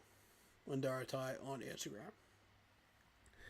Make sure to go check out Monster Sub and Grub out in Spartanburg, South Carolina for a tasty sub in the U.S. The owner's a Panthers fan. Go tell him I said hi. Tell him we sent you. You know, and they will hook you up. Of course, you got to pay for it, but Vinny's Pizza out in Duluth, Georgia. Best pizza in the Southeast, in my opinion. Don't just take my word for it. Try it for yourself. Shout out to Faisal in the chat. Appreciate you. Hope you're doing well, my friend, in your country. And hopefully things go well for you. As far as all the new likes, all the new subs, all the new followers, welcome. Keep pounding. Welcome to the Keep Pounding family.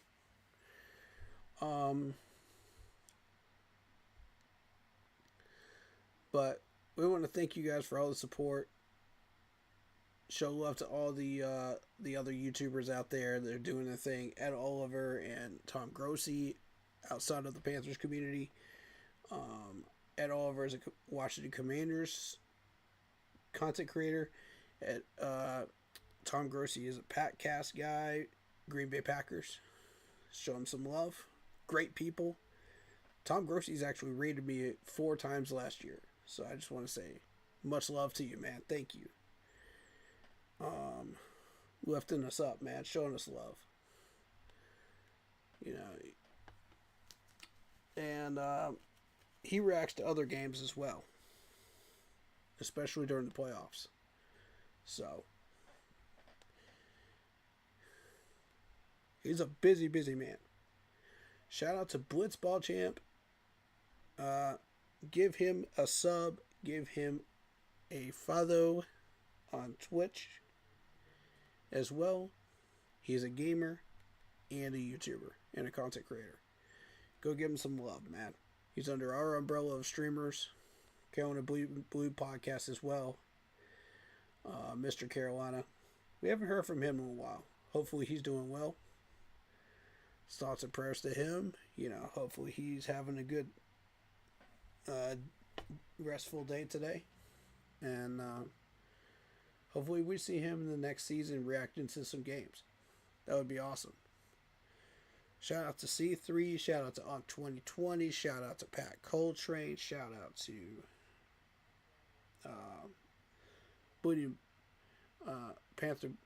Black Cat Panther Podcast.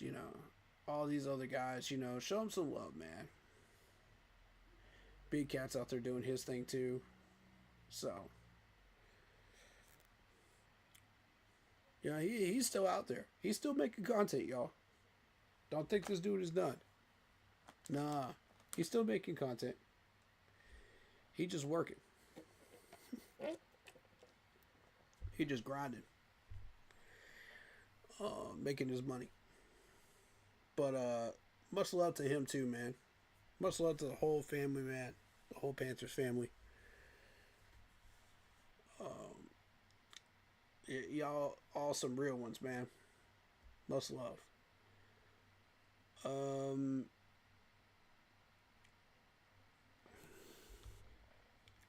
We are starting at 1 o'clock tomorrow for the stream. 1 o'clock tomorrow for the offensive lineman. We may end up a few minutes late.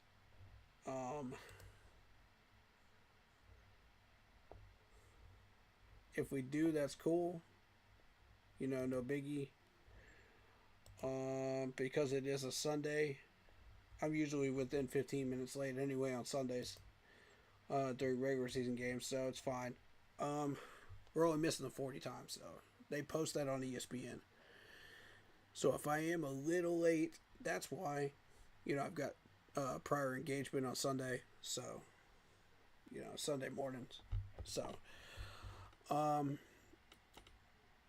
I do try to show up as close to on time as I can. So, but Sundays are a challenge, as far as trying to get in on time, but I do my best. But 1 o'clock Eastern Standard Time, make sure you're here for the offensive lineman for Combine Day number 4. And I don't think there's anything else that they're doing today. I think they're done today.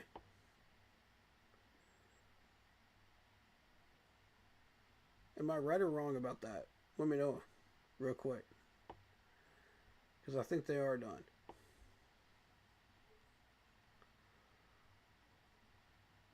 Yeah. It seems like they are done. Okay. So, 1 o'clock tomorrow, guys. Appreciate y'all. Much love. Welcome on in. Appreciate y'all for the support and the love. But